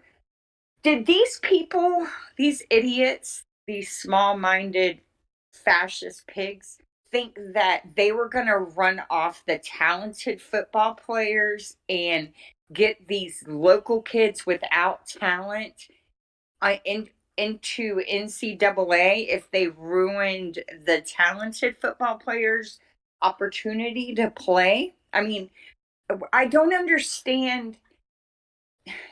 What did they think they were going to achieve? Like, what? There's I'll jump in, and you can't. For years we've tried to figure out what they were doing. Like,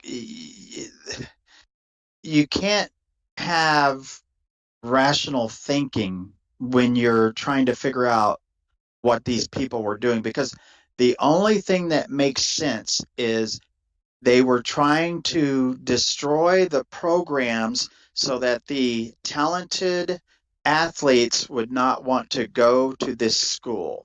And when you look up the NFL teams, NBA teams, the makeup of these athletes, the majority are African American athletes. So if you have a horrible program, these great athletes are not going to want to come there.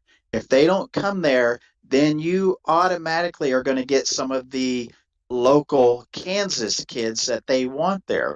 I mean, that's the only thing I can figure out is they don't want to win.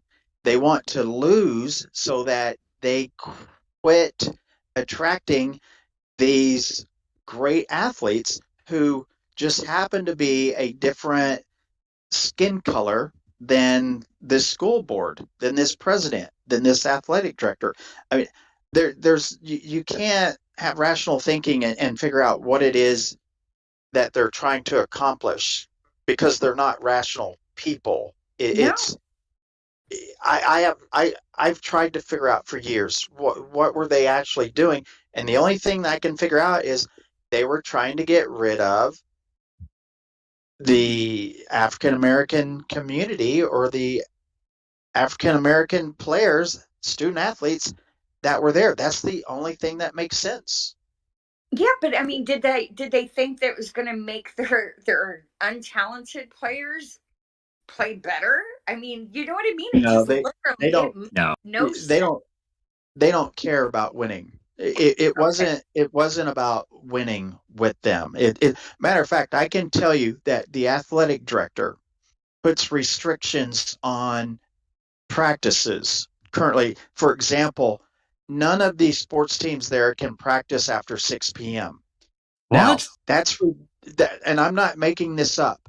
There are athletes that if they're practicing after 6 o'clock, they're looking over their shoulders, hoping that they're not going to get in trouble. The athletic director will not let these athletes practice after 6 p.m.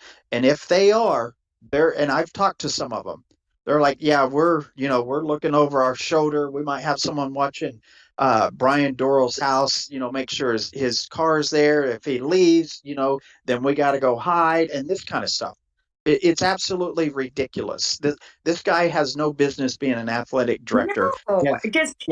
No. I mean, you want to win. You don't play sports past the age of 8 because you like to lose. Plain and simple. Yes, you're correct. Honestly, I want to say when I was there, when I was at Highland, had the highest. We are as a team. We were the highest ranked in the country that the school has ever had. Then when I left the school, they probably won. I've been going for 2 years. They probably won 2 or 3 games since I've been 3. gone from that school. They That's won 3, absurd. and one of them was a forfeit win. You talked Exactly. about that the other day. That's terrible. Oh my God. Yeah. Yeah, Rhonda, then Neverly, Jack. Okay, Rhonda. God. Well, so first of all, I wanted to go back to I had a comment about, I think it was Christina was talking about, what did they expect that they were going to get by running off all of these, exemplary players who happen to be black young men. What were they going to gain by that? And I firmly believe the more I hear and talk about this, their goal is to create an all-white college. Yep. I mean, how can we think anything less? And then I secondly, second that. that's what they're just trying to create an all-white college. It's disgusting. It's I horrid. can't. I can't Uh, believe you'd even say that. I can't believe you even say that. But I think you're right. Yeah, I mean, know. I don't like, seriously. Jack. I don't like saying it. Yeah. That is a horrific, shameful, embarrassing thing to say about America, the country that I love. But that's what this college is doing. I don't care how it gets sliced, how it gets spun in the media or anywhere else. They are creating an all-white college, and that is very, very dangerous. Well, I think Very I dangerous think it's stepping stone. before I get to Neverly, I think that's a philosophical change that they have instituted. They haven't tried. They're doing it. They've done it. So They're just doing it, absolutely. And before I lose the mic here really quick, the truth about Daniel Holtzclaw made a comment in the chat, and I was going to also suggest this. We're creating a media contact spreadsheet. We've actually got quite a bit done, and we are absolutely willing to share that with you guys, with you, please, Jack, or yeah, and Ripper too, and yeah. Oh, that's what I meant. I meant Yeah. Ripper. You guys are. But yeah, for certain for Ripper and anybody else who wants to, start blasting the media. I'm talking about, not just, the common ones that we see, but we're blasting every state in the country, their major newspapers and outlets. So we have a spreadsheet already started that we, Good. happy to share. Good. Excellent. Thank you, Rhonda. Neverly? Yeah. And not to beat the dead horse, but that's exactly this is a bigger picture. We're just scratching the surface. These are just little symptoms of a disease, which is racism.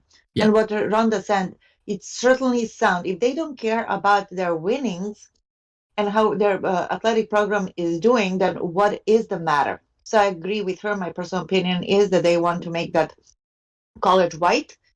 And the dangerous part is their attitudes and the culture that goes there. So that needs to be stopped. When you have a disease, you don't treat the tiny little symptom on top. You don't put a Band-Aid. You go there and you clean it out of any possible junk that's eating the infections, that's eating the healthy tissue. Well, the healthy tissue is the healthy mindset in all of this. So that's why I think, as Rhonda said, she has that list of connections to the media. We need to do an expose on this. And trust me, many more people are going to join in this campaign. Many, many more. And let me This tell is you, just scratching the surface. Neverly knows what she's talking about cleaning out wounds because she is a nurse. She knows her shit. Oh, well, it's an analogy. It's an analogy. Yeah. I know. Yeah. Excising. Thank you, Neverly. Christina? I was having a conversation with someone and I didn't ask to share who wrote this. I didn't write this, but we were talking about Highland and what's going on, and I was venting my frustration and about and all of us who have children, you want your children to be in a better world than the one that you've grown up in, and you're great, you just want better for them. And they said something, and I'm going to repeat it here because I think it needs to be said. fascism and white supremacy are on the rise in this country. And as much as historians have studied this kind of thing, nobody seems to have any idea how to stop it. I see that. I don't know what. It's almost like there is a part of America that genuinely thinks that it's attractive to be that way. As repulsive as we find it, there are people who think that it's not only okay, but it is the preferred way to be. Well, And some people, and you know, and I know this firsthand. They're raised in a environment that's all they know, and so that becomes the right way to think. You understand what I'm saying? Their brain gets wired that way, right, wrong, or indifferent. And I've seen it firsthand. I know what that's like because I grew up in East Tennessee, and let me tell you, this was back in the '60s and '70s, and let me tell you, I know all about that. And being raised in ignorance, you know, when you get to a certain age, you have to look and say, wait a minute, what the fuck's going on here? Why did you do this? And why did you do that? And it's a lot of it is out of ignorance and not understanding and not taking the time to put your hand out and have a conversation with someone, right? It's just that simple to me. But I don't know. I don't have all the answers for that, Christina. It's a good question, but I know one thing. If we don't talk about it, it won't get fixed. that's right. That's right.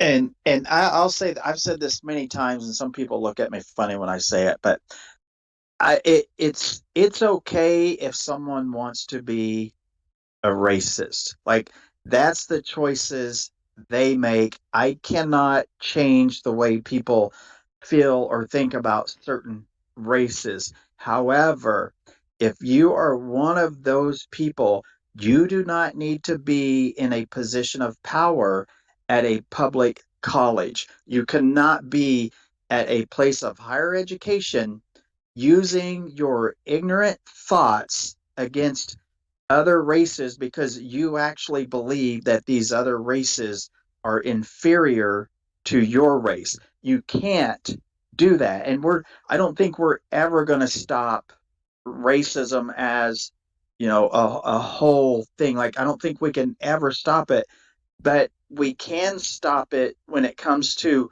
where these tax dollars are going. The schools receiving federal tax dollars, they cannot violate people's rights. And that's what they've been doing, is violating these people's rights because of the color of their skin. They targeted Mrs. Meyer's kid because of the color of his skin. They targeted Joseph Cambridge because of the color of his skin. That's illegal to do. You can't do it. And, we can definitely put a stop to that type of racism. But this other thing where it seems to be getting popular again or whatever it is, that's pretty scary. And I wouldn't even know where to start on that. But I do know that college, public schools, it has zero business there. And people like Deborah Fox and Brian Doral and this Russell Karn, all of these people that are named on this lawsuit, they have no business being in a position of power at a federally funded college. I agree. Before I get to you, just Rhonda, I think Dr. Soapman had his mic off a minute ago. Doc, you have a comment? Yes. I'm still shaking my head over here. When you have this type of racial intolerance, you have to really determine where these attitudes come from. Where are the deep-rooted issues? Where do they emanate from? It all starts from the home, and it pervades throughout society. And I agree with RipperJack. If you are a paid public official and you are in an academic position, the mere factor that you're talking about race and discrimination and mentioning the word Hitler and a great dictator, a great leader. There's something very, very fundamentally wrong. So when I heard the gentleman that came on, the athlete, there's no doubt what it is a very, very subtle form of fear and intimidation. It's essentially sending out a message, a very discreet, disguised message to all the African American athletes. Essentially, we want you out. We don't want you here. And I'll tell you what, that is an extremely, extremely dangerous attitude to have. I mean, all of us here have seen a lot of true crime documentaries involving African American people. And I'm sorry to say it, but in so many cases, it's an attitude of shoot first, ask question later. And here, guns are not being used, but words are being used. And this is spreading fear and intimidation in the minds of people. So in other words, you're basically giving them a veiled, what can I say? You're basically sending them a message, get out. And hence why you've got all this trouble and fear going on. Thank you. What did just to add to what you're talking about, Doc? Just what did Hitler do? It was a philosophy, and the message that he began to impart, right, and gained, and he was very charismatic. He, I guess, in some of his way he talked to people. Right? The danger here, and look, I'm only new to this case. The danger here is getting like-minded people together in a position of power and authority, and essentially playing God with people's lives and careers. And, the wrong choice in a young mind's person can lead them onto the wrong path. And furthermore, it can lead them to not fulfilling their potential and outcome based on race and discrimination.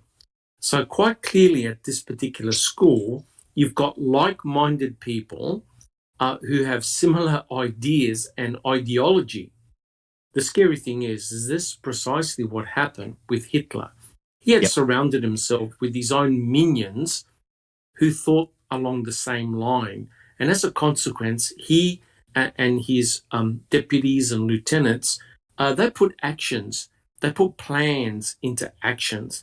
And as we know exactly what the outcome was. Sure, this is not the same situation, but in effect it is. It's not involving killing someone. It's involving harassing someone mentally to the point where they just have to walk away. Yeah. I hate to use the word, but it's almost like athletic cleansing of African American talent at a school. That's what it is. Whereby the principal should be going, oh my God, look at the talent I have at my disposal. Rather than saying, yeah, you're talented, but we don't want you. I've never, ever seen anything like this. I'm sorry. Hey, Joseph, can you tell us what would happen at the cafeteria when you guys would go eat lunch and these cops or security guards or whoever they are, can you tell us what would happen, like what they would be doing in the cafeteria? He dropped out of Discord in the chat. Oh, we did? Yeah. Okay. But he can come back. Okay. He can come back anytime he wants and talk about it. Yeah. Maybe we'll save that for another day. But there was intimidation in that cafeteria, and these out-of-state students, that's where they would go to eat. They would know that these students would have to go to the cafeteria, and these cops would sit in there and profile people and sit there and try to look up their find out who they were, see if they had any criminal records. They were just harassing them all the time. These African American athletes, and they did not do it. They didn't do it to the Caucasians. And then some of them, when they would leave the cafeteria, like For example, Mrs. Meyer's kid, when one day when he walked out of the cafeteria, the security guards followed him all the way back to his dorm room for no reason but just to harass him or to see where he was going and what he was doing. No reason at all, but just followed him, like 5 feet behind him. That was one thing I didn't explain, Ripper. Maybe you want to talk about the police department and then campus security. Explain that. I don't think I could explain. Okay, so yeah, the college contracted with the local police department for their campus security. So you would have some campus security people employed by the school, and then you would have some that were contracted through the police department. So you would have these local police officers that were also campus security guards. And there were, when I talked to one of the director of housing people that ended up quitting, they said that sometimes the officer was, he had his campus security hat on, and they might bust a student for weed. And he would say, now I can tell you it wouldn't be a white student. This would be a black student. They would bust the student for weed and write them a ticket for like $200 from the school. Then they'd take their school campus security hat off, put on their local city police hat, and write them another ticket from the city for like $400. So they were getting fines from the school and the local city as well. So they were double fining these kids. Double dipping. Yes, and I don't know if it's legal or not, but if you're campus security, then you're campus security. You don't all of a sudden take your hat off and go, okay, I'm going to clock into my police department job and write another ticket so I can get some extra revenue for the city. Seems like a huge conflict of interest to me. I don't know. Rhonda, then Christina. Okay. Now, Rhonda, you got a comment, question? I might have. Well, kind of going back just a little bit, I was just saying that, the officials at this college in particular have been they are giving a open invitation for other colleges to do the same thing, to perpetuate this same hate and this same racist ideology. Yep. And it's so dangerous. It scares me. I have young grandchildren coming up in this world, and what am I leaving behind? What am I leaving to them? My athlete grandchildren who are mixed.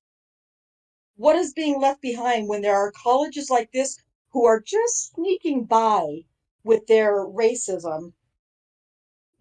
At what point does it become a bigger and a more socially acceptable thing? Because that's how the evil Hitler and all these other I can't even think right now, all these other personality, tyrannical people, yes, that's how they start. And you don't even realize it's happening because it's such a slow thing that's occurring that it's just like us losing our constitutional rights in our country. It's happening to us so slowly and so covertly that we don't even see it happening. The same thing is going to happen if these people, particularly in Highland Community College, are not stopped until they are sued to the point of their very own poverty individually. This is not going to stop, and it's going to be dangerous. Yeah, I was telling Ripper, he's talking about these people just keep talking. I hope they keep talking, Ripper. I really do. Just keep talking, man. Christina, comment? I also wanted to say, if I remember right, Ripper also said that after the college was warned to stop double charging these athletes that they were ending up on false charges, the citizens of the town's water bill increased $25 to make up the revenue. We also need to think about it from this perspective. So we have these teachers and these coaches and these administrators in these colleges that are doing these things and getting away with them. And then we have the students that are going there that are watching, right? And they are seeing that. And they're going to do either one or two things as a result. They're going to be repulsed by it, right? And make sure that they never allow that to happen. Or they're going to see that it's being done and that they're getting away with it. Yeah. Alice? And they're going to also start doing it in their lives to others. So it's just, if we don't put a stop to it, and if we don't make a stand and say enough is enough, and we're not going to tolerate it, and we're not going to live in a society that treats people this way, then it's just going to keep steamrolling. It's self-perpetuating. Yeah, it really is, because it's systemic, right? It's systemic racism, and it's at the core. You've got to reach in and you've got to snatch out the core, and you've got to say, fuck this. We're not going to live like this. We are the same. Everyone has a right to be treated like a human being. Yep, I agree. Alice? Yeah, it's actually a question for Ripper, if he knows. Do you know, is there any actual white students at Highland Community that are speaking up about this and come forward about whether they've seen any discrimination or not? Good question. Yes, I have been contacted by many students in the past, especially after I made the video back in January 2020. I had many students who were white that told me stories of, this is what I saw. And, there was one girl who said they were pulled over and she knew what was happening, and she got out of the car and said, this is not going to happen. You are not going to do this to my friend. And the cop let him leave. But she said, I know if I wouldn't have been there, that I don't know what would have happened to my friend.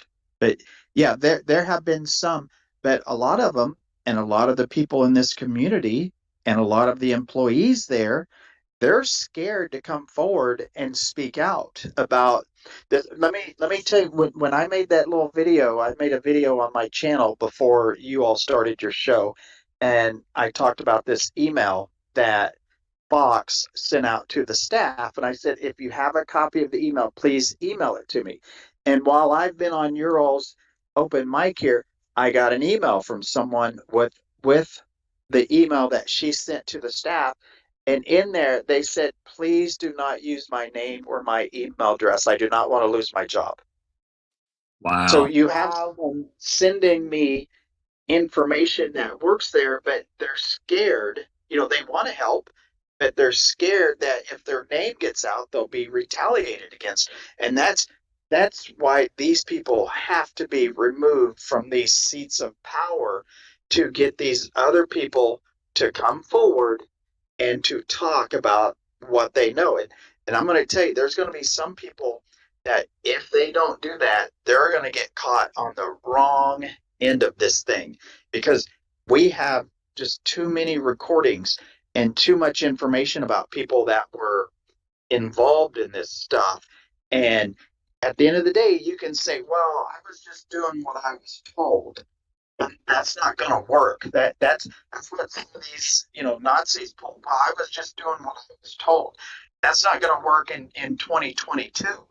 But there's other people out there that have information, and if they don't eventually come forward with it, they're going to be on the wrong end of this thing, and it's not going to be good. But for someone to send me this email, it's been 2.5 hours since I made that video. That's a really good sign that someone sent me the email that she sent to the employees, because I don't know if you guys have the one that she sent to the students, but the one she sent to the employees was different, but she still lies in it. She's still changing what was said. She won't take responsibility for what she said. I'm gonna play that here in a minute. Okay. All right. Well, I'll just read I'll read what this a part of it, what it says. In this email to the staff, she says the statement that is being used in the recording is that Hitler was a good leader, and good or bad, we may not like it, but he was a leader. That's not even close to what she said in the audio recording. Not even close. Nope. Not even close. But this email is different than what she did send to the students. There's other things that she says, but when I do this video, and I don't know if I'll have time to release it this evening, but when I do this next video, I'm gonna have that email from the NJCAA, that newspaper article that she did the interview with, and I'm gonna include this in there as well. But this, I mean, this is crazy that I'm reading this email and she's not taking responsibility. She's actually blaming others. It's absolutely crazy. Absolutely. This is just crazy. I just can't. Got a question for you if you can answer it, and I think you probably can. Sue Smith asked in the chat, do security guards have the power of police? Or our Australian security guards don't have the same power as police? They can remove people or detain them, but they definitely can't search or charge them. I don't know the exact limits they have. I do know with the student housing, when you agree to stay on campus, that I believe one of the agreements is that you will allow campus security to search your room. I think there's something like that when you agree to live on campus. Right. However, after the ACLU lawsuit was settled, the school agreed to something in the effect that local law enforcement was not to be allowed in these rooms, in these dorm rooms, without a warrant or something to that effect. I have to go back and read the settlement, but in that lawsuit settlement, there were stipulations as to the local police department and these fishing expeditions of searching these rooms. Well, that goes back to you would think that whatever the agreement, that if the security comes in and says, hey, we got a complaint, we're going to search your room, they find whatever, and they find the student $100, $200, that's it, it's over. But for them to then turn around and as a police unit get called in and they charge them too, there may be something legal there. There is now I do know there's some laws where if there's a criminal act, the school has to report it to law enforcement. There are some things where if they do see something, they do have to report it to law enforcement. Now, I don't know if finding a blunt or a roach of a joint is one of those things where you got to call the police department and then they come in and do a whole search of your room.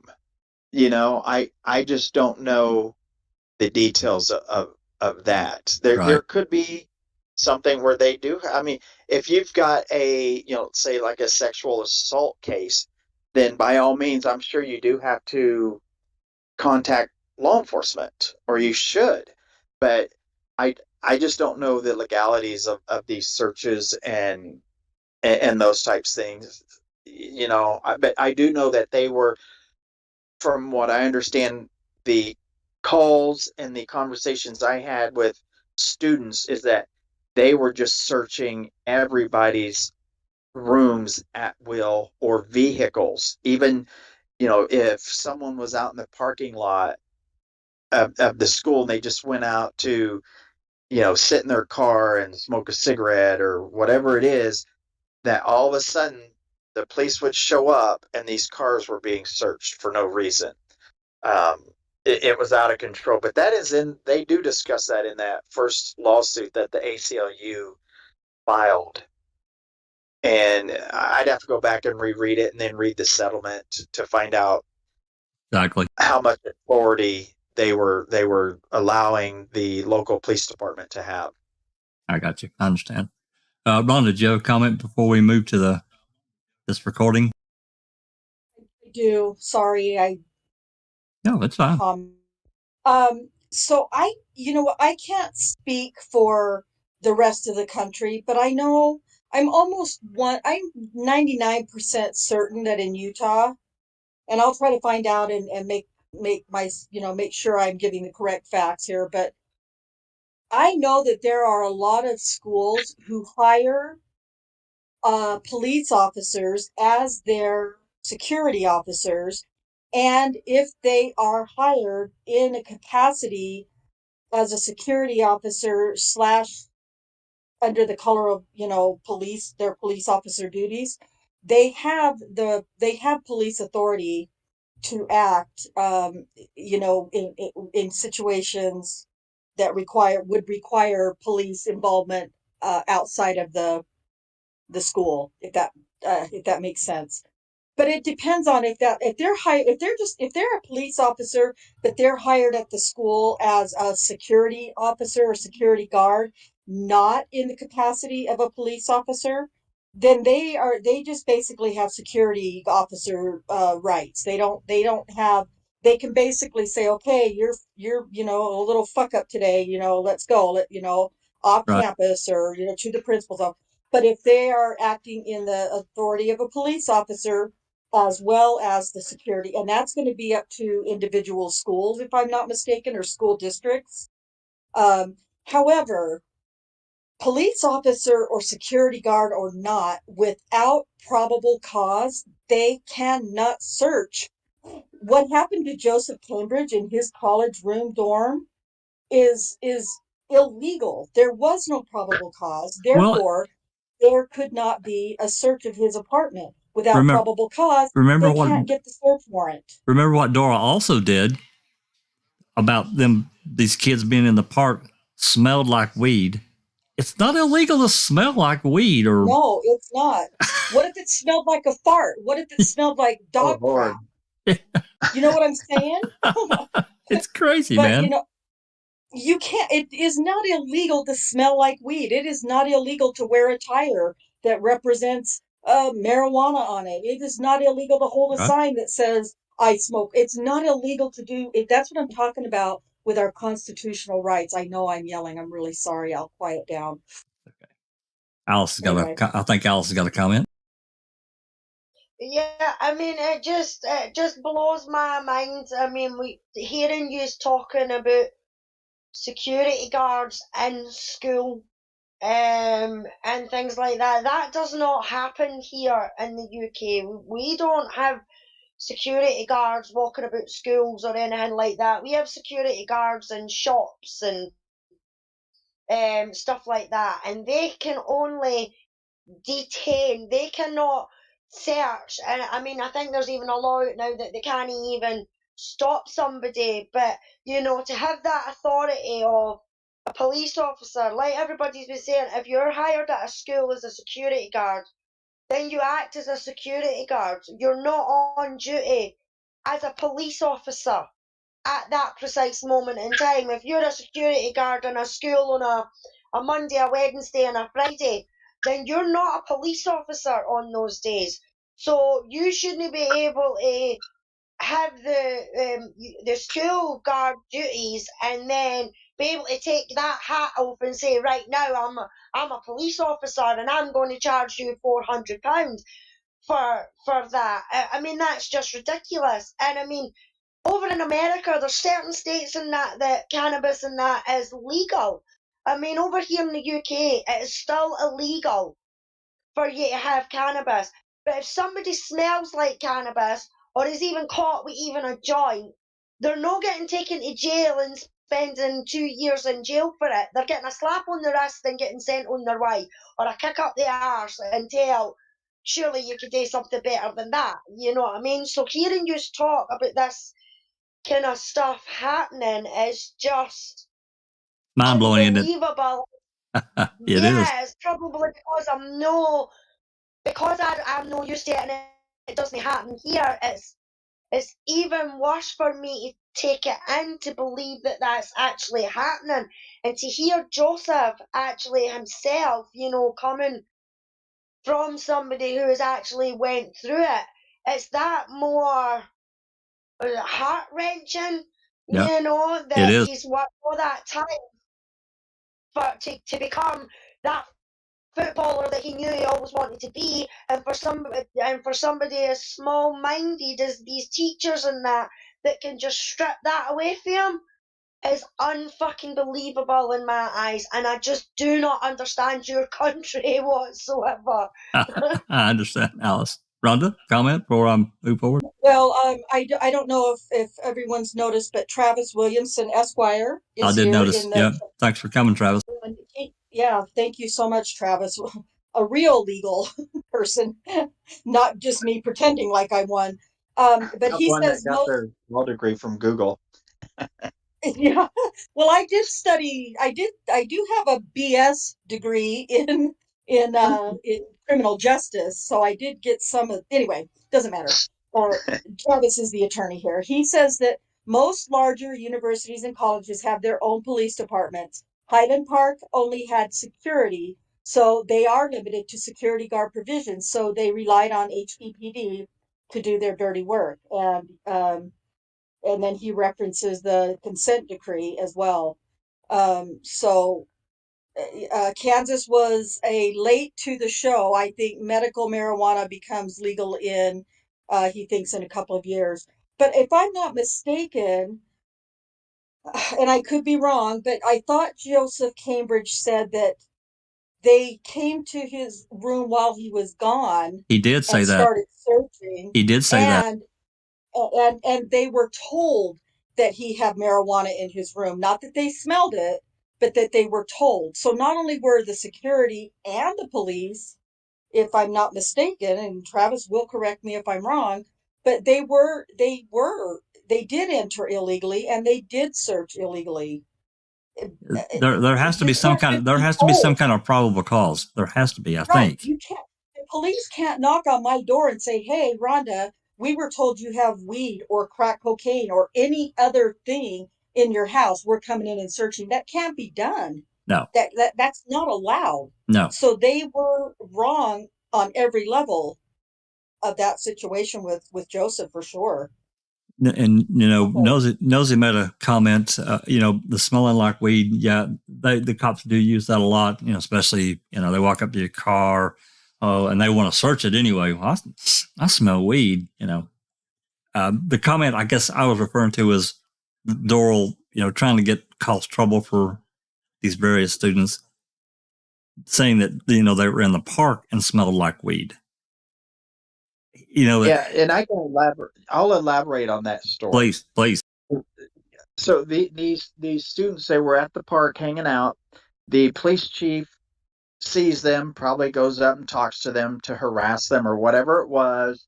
That, hey, you guys smell like weed. One of those things where he gets close enough to them and thinks they smell like weed. But nothing happened to these guys at the park. But then this police chief tells the athletic director, "Hey, I saw these four of the players on the football team at the park, and they didn't have any weed on them, but they sure smelled like they'd been smoking weed." Jesus Christ. Doral takes that to the football coach and says, "You need to suspend these players." And the coach, Aaron Arnold's like, for what? Well, because they were at the park and they smelled like weed. I kid you not. I'm not making this up. Wow. The athletic tried to suspend these players because the police chief told him they smelled like weed at the park. It's just absolutely ridiculous, crazy. man. That is insane.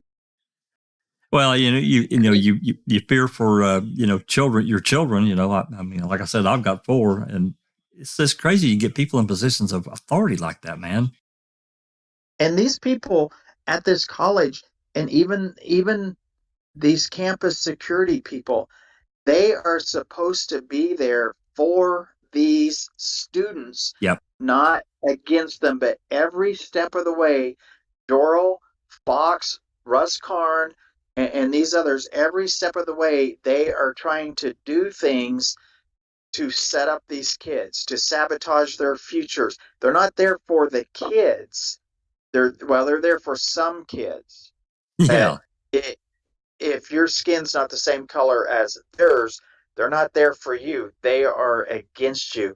And, I don't know where they lost their way or if they've always been lost, but these people are very lost in what they are supposed to be doing at this school. I agree.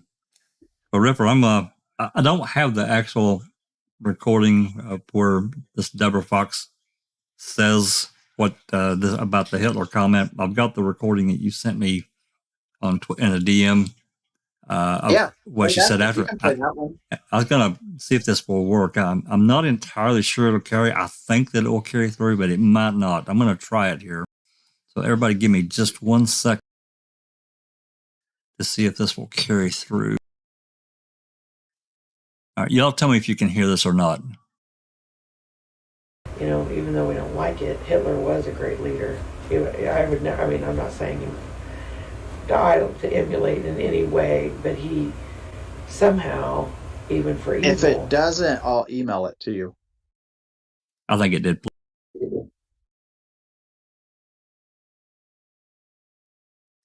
Did everybody hear that? Rhonda, Alice, everybody hear that? I could hear it. Folks might have to just turn their volume up. Yeah, on YouTube, I can hear it. Yeah. I'm going to play it one more time. It's only a 14-second clip, and this is a comment that she's trying to backpedal this statement that she made that Hitler was a great leader. Here we go.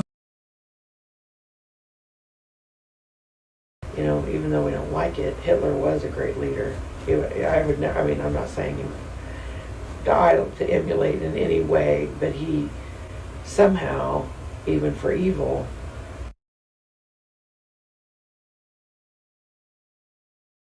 So she immediately knows, as you said the other day, Ripper. She's trying to. Can I ask a question? Please. Go ahead. Oh, what was the context of her saying this? Why did she even bring up Hitler? Yeah. What was she talking about before? Yeah, Ripper, how did that meeting go? And what was this? Who was she talking to? Because I didn't know for sure. Okay. And I don't want to elaborate too much on it because I do believe that there will be some media articles coming out tomorrow regarding this conversation. But the meeting had to do with a racial discrimination complaint that was filed and swept under the rug. And this was a meeting between one of the black football coaches and the president of the college.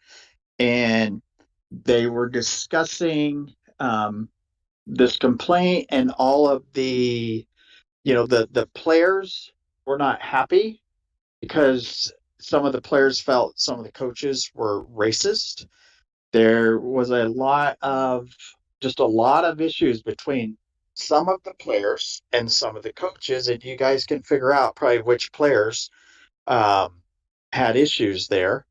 But that's what the meeting was about, is everybody was unhappy.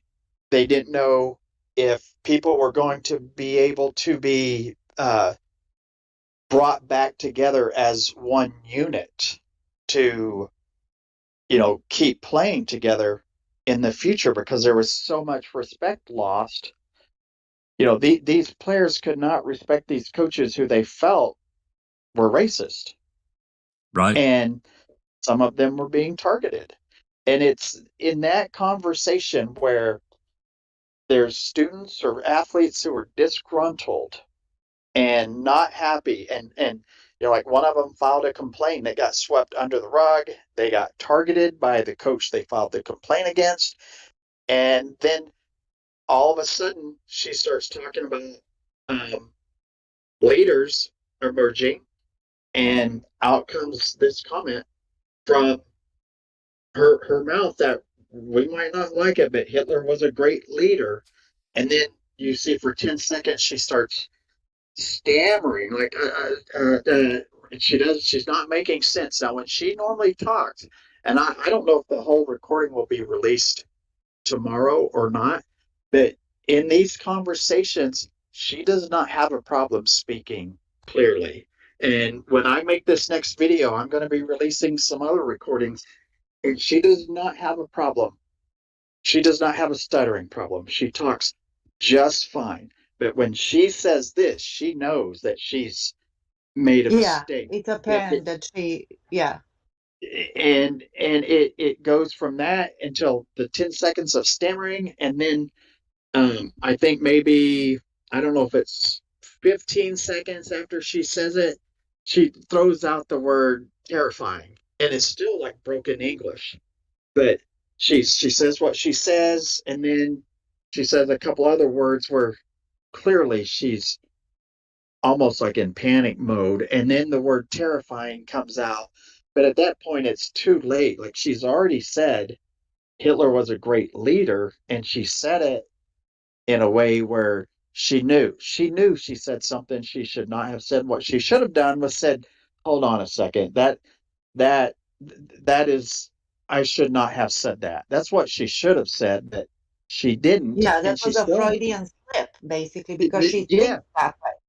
That's what I'm she thinking. didn't bring up she didn't bring up Gandhi. She didn't say Gandhi was a great leader.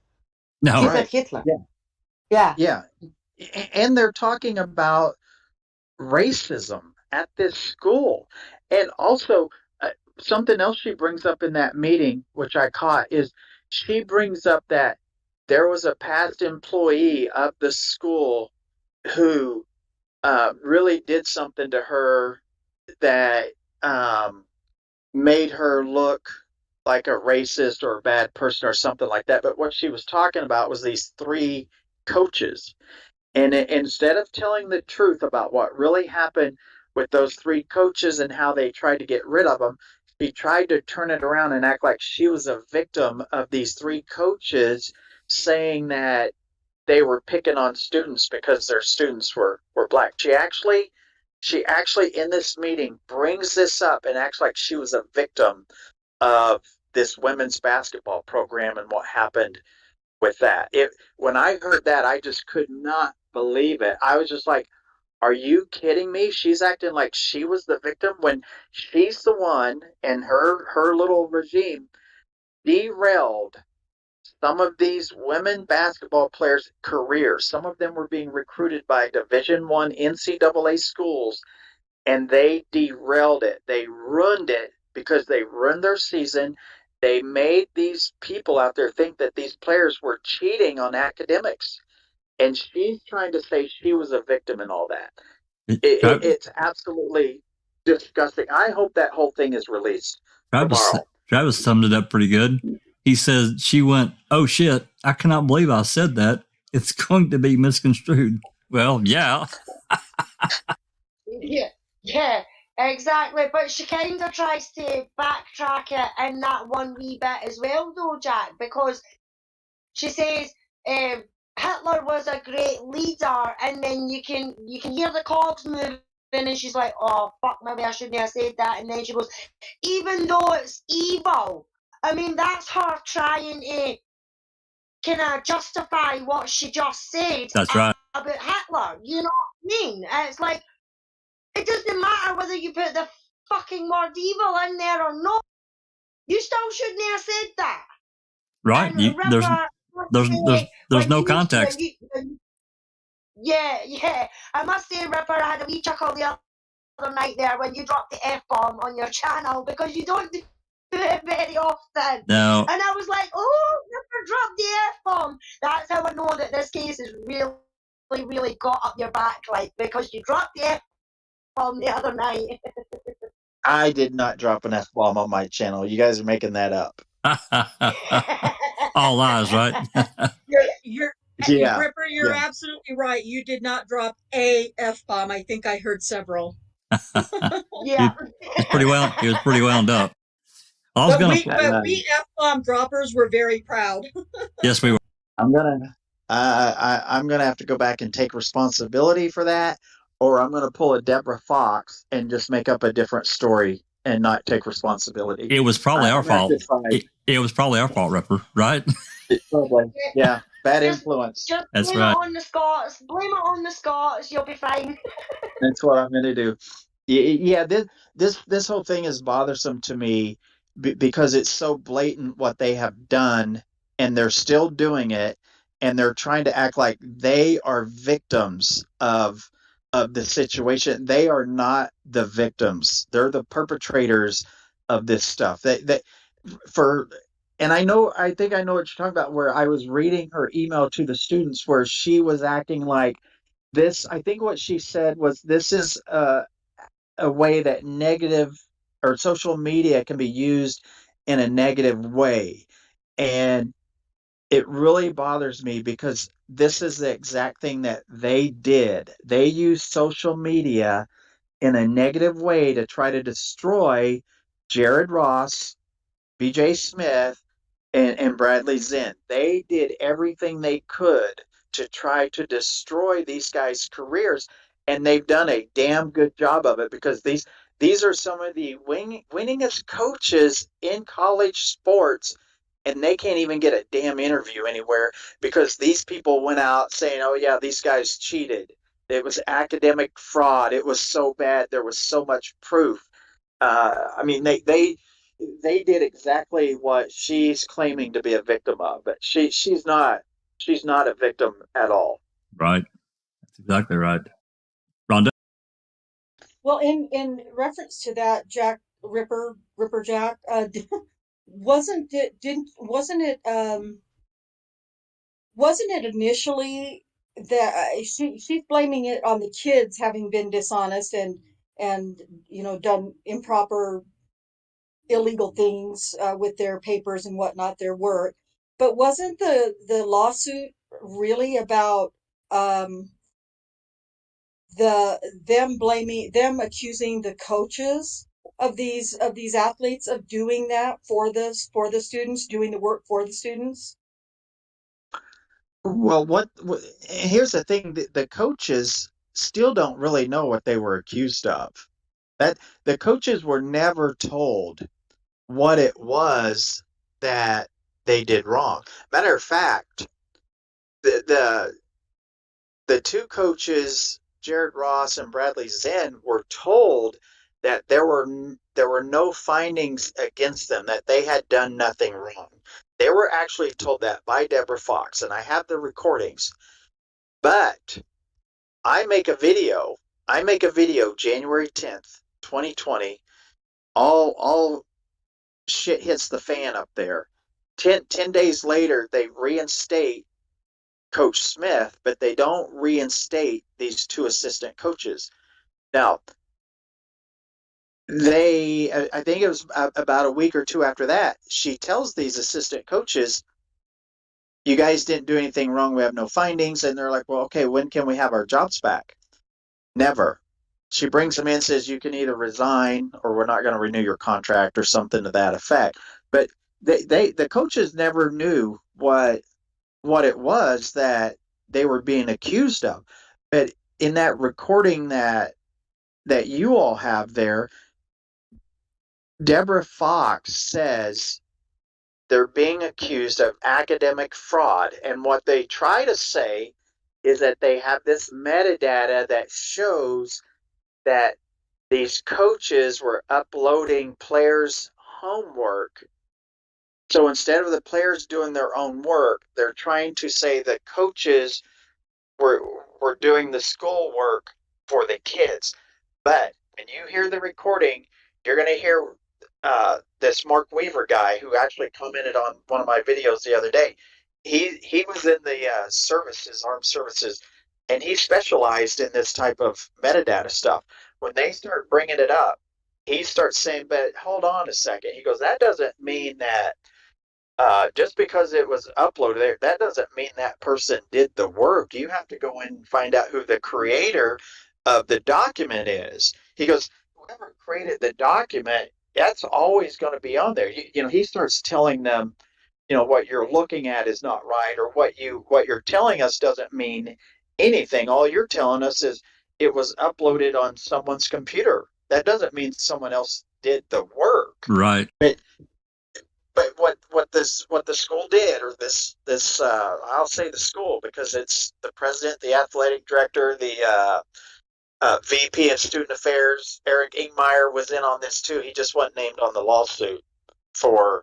I mean, he might be working on the right side this time, or he might not be. But he wasn't named for a specific reason. I probably shouldn't have said that, but I forgot we're live. Anyway, they never told the coaches what it was, but they told everybody else in the world and other coaches in the conferences and elsewhere that they were cheating, that they did these players work for them, and it was, they just made up stories and lots of different stories, as a matter of fact. But the only way we know what they were really accused of is because of that recording that you guys have. Yeah. But we don't know exactly what they said to the NJCAA when they sent something to the NJCAA, and the NJCAA won't release it. So we don't know exactly what they were actually reported. Can that be got through discovery, or do you know? I think it could be. I think it could be. It could be found or gotten through discovery, but that's not something we'll ever see, of course. Because I don't think it would get released through public records, and they're not going to show me, the attorney's not going to show me what they get through discovery. Sure. The attorneys just do that. But when I contacted the NJCAA, they were pretty tight-lipped about stuff. But, we could try public records request to see.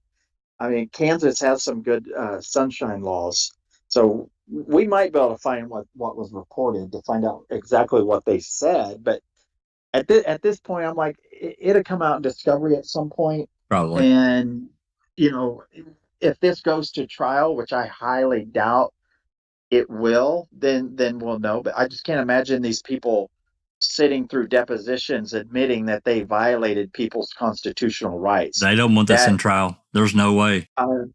Yeah, I don't think so. That'd be a pretty scary thing, because if you do that, then you're going to have the Department of Justice come down, and the Department of Justice, I don't want to get into politics, but under this current president, the Department of Justice would jump all over this. Absolutely. I have no doubt in my mind. So I highly doubt that they are going to want to go into depositions and have this stuff become public record where they're going to get impeached on this stuff, because we just have too much proof against them.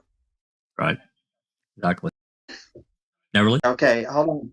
I just got a message from an employee at the school. It said, due to the actions of the videos and bringing attention to what the police officers were doing to students and double ticketing, they have since let go one of the police officers. I think they are only down to one now for the city. So someone just sent that to me. Well, I mean, that's good. That's good. Yeah, that's good. That's a positive. There's a small change. Start, yeah. Yep. Neverly, did you have another comment? I wanted to ask about that $100,000 settlement that they did with those 4 students. Yeah. Yeah, because it's in their benefit to settle it out of court, but $100,000 is nothing when you think about it. Divided by 4 minus the lawyer fees, that's really nothing. Yes, I agree. If anybody's approached with a ridiculous money like that, they should hold their ground. I agree with you. And I mean, the school put the offer out, and the attorneys, they had to present the offer to the clients, and these 4 students decided that they were happy with it, and they took it, and the school got off cheap, very cheap. But I don't think that's going to happen this time. Yeah, that's what I said when we were supposed to talk about this. $100,000 settlement that a lot of these people they're like the rest of the good part of the country. They need the money. They didn't want to wait. Can I make a comment? Dr. Sutman, yeah. I was going to say, Ripper, how much coverage has this had in the US, this particular case? Very little coverage, very little. When the ACLU filed their lawsuit, there was a local newspaper that covered it. The Kansas City Star wrote an article about the video that I made where I said, no dreads or wicks allowed. And the Kansas City Star interviewed some of these students that were basically kicked off campus for having those hairstyles. But yes, other than that, there really has not been much coverage whatsoever. Yeah, I'm actually quite shocked and surprised. Like I said, here in my own country in Australia, we have many TV outlets that have investigative reporters, and stories like this will be on our national news front page absolutely everywhere, because it touches upon very sensitive matters like racism, and the mere mention of someone like Hitler is certainly enough to send up red flags. I'm just so surprised that this hasn't received national coverage. It may. That's what I hope it does. Yeah, that's what we're pushing for. I really hope it does, because this is something that, I hate to say it, this is something that could end up being a docuseries on Netflix or HBO Max. People have got to know that this is happening. It's very important that people get information. Yeah, I agree 100%. And that's what we're pushing for. If we can get, even if it does start small and it moves into the, regional markets and then national, we're hoping that a really good investigative reporter or 5 takes interest and starts digging and asking questions. The reason why I asked is you want to work out or establish how endemic this is. I don't think this is an isolated case. I think this very likely is endemic. Yep, I don't disagree. Okay, folks, I know that Ripper's going to have a live. What time are you planning on going live, Ripper? Well, I don't know if I will, because what I wanted to do was put a video together with this email that I have from the NJCAA. I need to put this newspaper interview together so that I can clearly show that Deborah Fox knew there was not anything to find when it came to this academic fraud, that the NJCAA told her there's nothing here.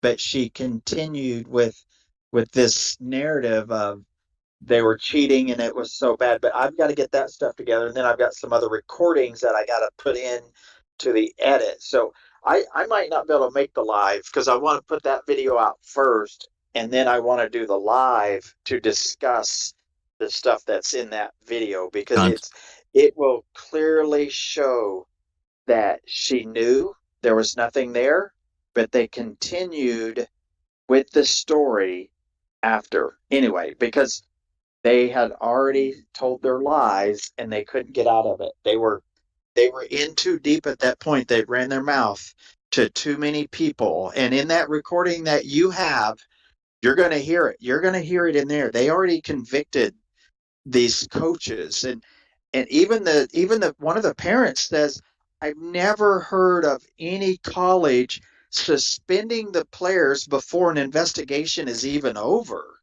And it is unheard of. But in that audio recording you have, everything that they say in that recording, I can prove is false. Yeah, that's what you were saying.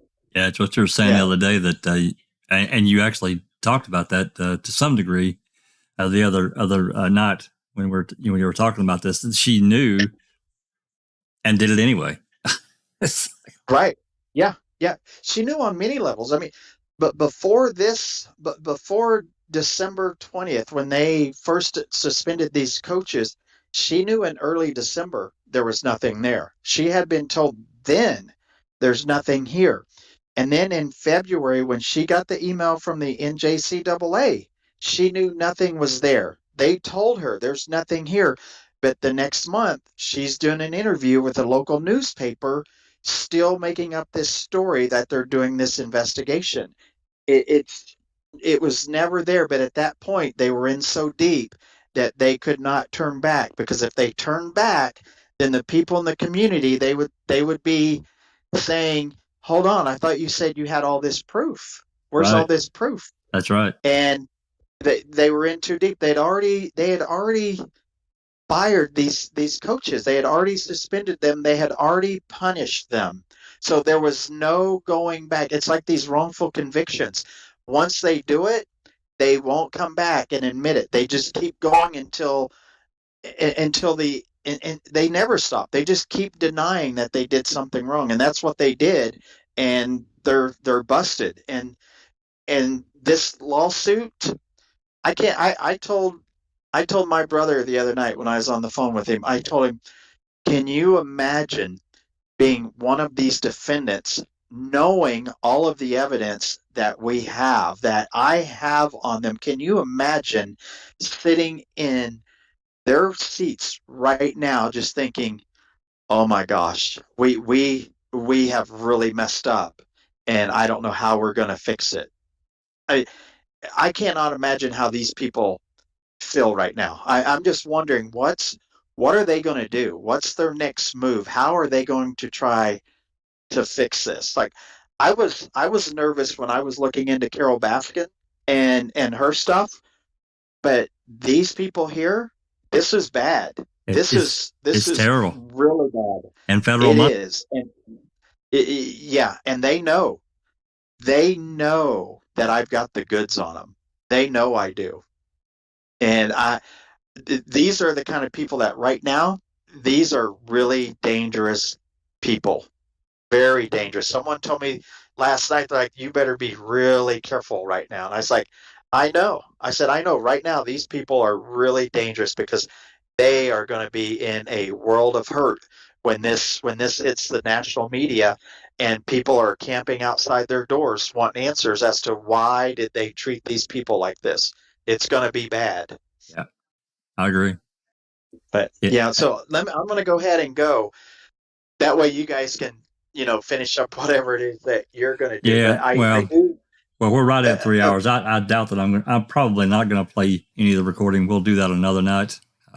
Because it's 53 minutes. So right. Okay. Well, I'm going to go, but I really appreciate you guys talking about this story. I appreciate Joseph Cambridge coming on here. I appreciate Mrs. Myers being in the chat talking about her son and what he went through. And, I just really thank you all for talking about this, because it needs to be talked about. And I know that you guys are not going to end your live today and tomorrow forget about it. I know that you guys are going to be here until we get this thing done. That's right. So we will. I really appreciate it. Absolutely. Whatever we can do, Ripper, whatever you want us to do, we're going to do it if we can. It's all possible. Yeah. Guaranteed. I totally believe it. All right, you guys, I'm going to get out of here. You guys take care. Stay safe. Much thanks, Ripper. All right. Thank you, guys. Ripper. All right. Thank you, Ripper. Thank you. Yeah, before we are at 3 hours, or a little over, I guess now, or right at 3 hours. So I'm going to wrap up. Is there any other comments before we jet out of here? Yeah, Kelly Merritt has just joined the chat, and she says everyone needs to stop comparing Hitler and the Holocaust to the current situations. It just gets them in trouble and proves their ignorance. Yes, I completely agree. Yep, that's really well said, Kelly, and welcome to the chat and to the video. There's just there's absolutely I'm old school. I'm 60, just turned 60 last year, and even when I was young, I had uncles that were older, and one that was actually in World War II, and there's no context for me ever surrounding anything that you can say Hitler was great at anything. Except at killing people, except killing the Jewish race. Yeah. So Yeah, it's madness. I'd also like to thank Joseph for coming on with us and telling us his story. And like Ripper says, to the other members that joined us in chat, Antoinette Myers, yeah, Miss Myers. Jared, Yep. yeah, he was there as well. We're so sorry that you have had to be put through this in the first place in this day and bloody age. But please don't hesitate to come back, as we'll keep shouting about this as much as we can. Absolutely. Rhonda, any final words?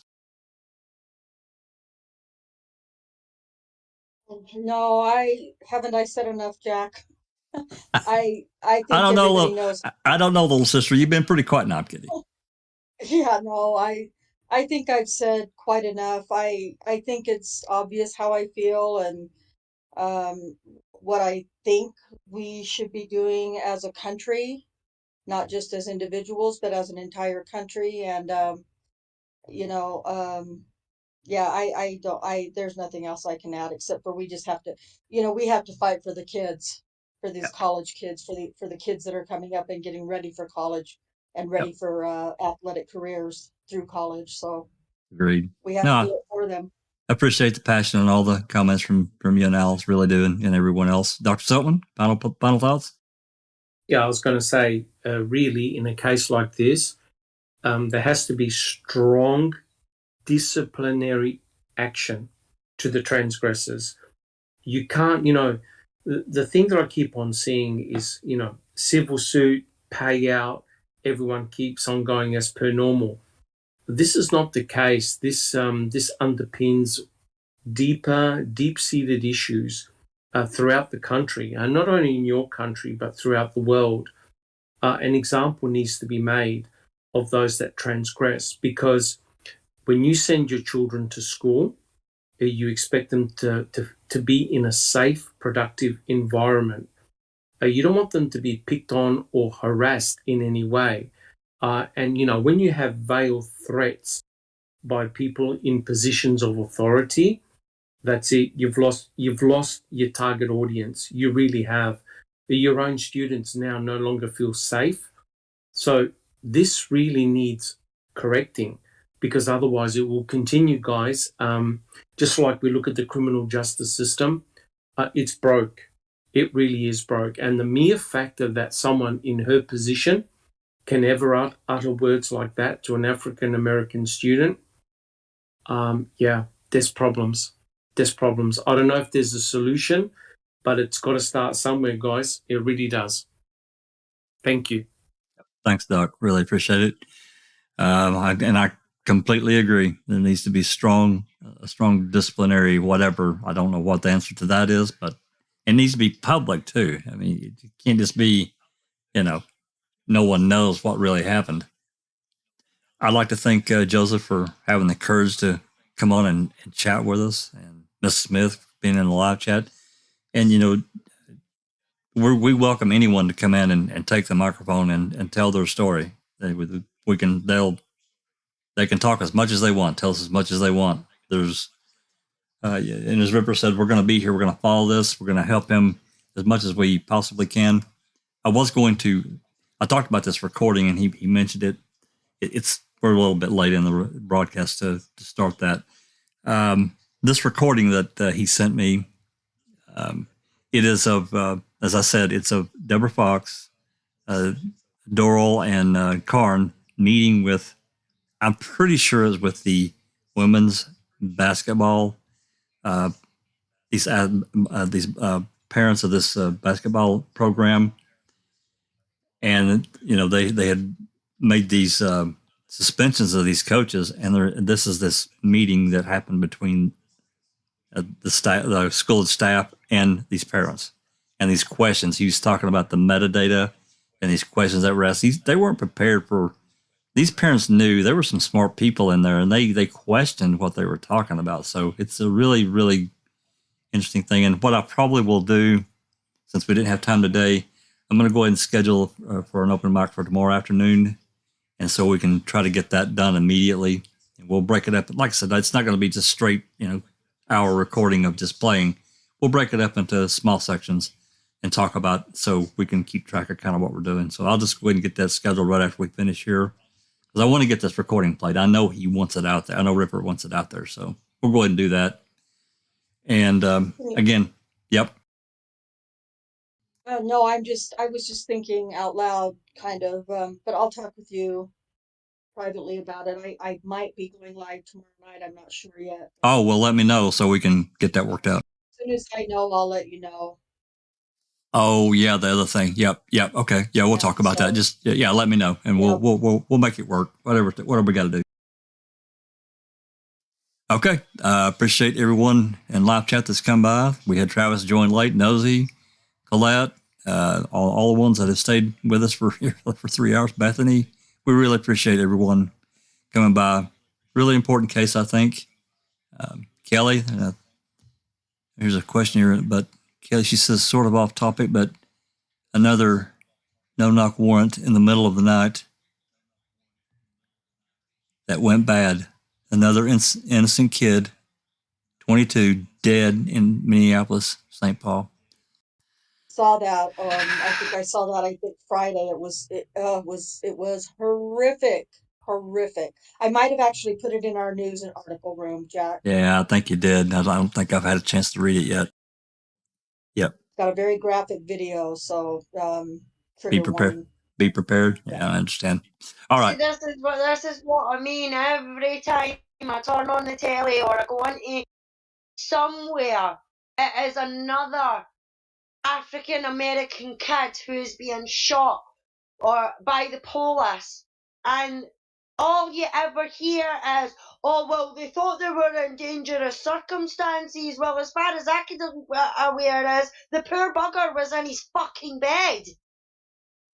Yeah, that's where you get into with a no-knock warrant. I get, you're these cops don't know what they're walking into, but they don't know what they're walking into. So it's hard to claim they're in I was just protecting myself. I get that, but that's part of the job, This particular case, this kid, and then I'll stop talking, I promise. This particular incident, this kid was wrapped up in a blanket, sleeping, sound asleep, couldn't even get unraveled from his blankets because he was like, what the fuck is going on? And pow, pow, pow. It's horrific. That's all I'm going to say about it. I'm done. Wow, that's awful. Yeah. All right. Really appreciate everyone. We'll get something scheduled to get this recording played as soon as we can get it worked out. That's all I got. This has been a Foul Play production.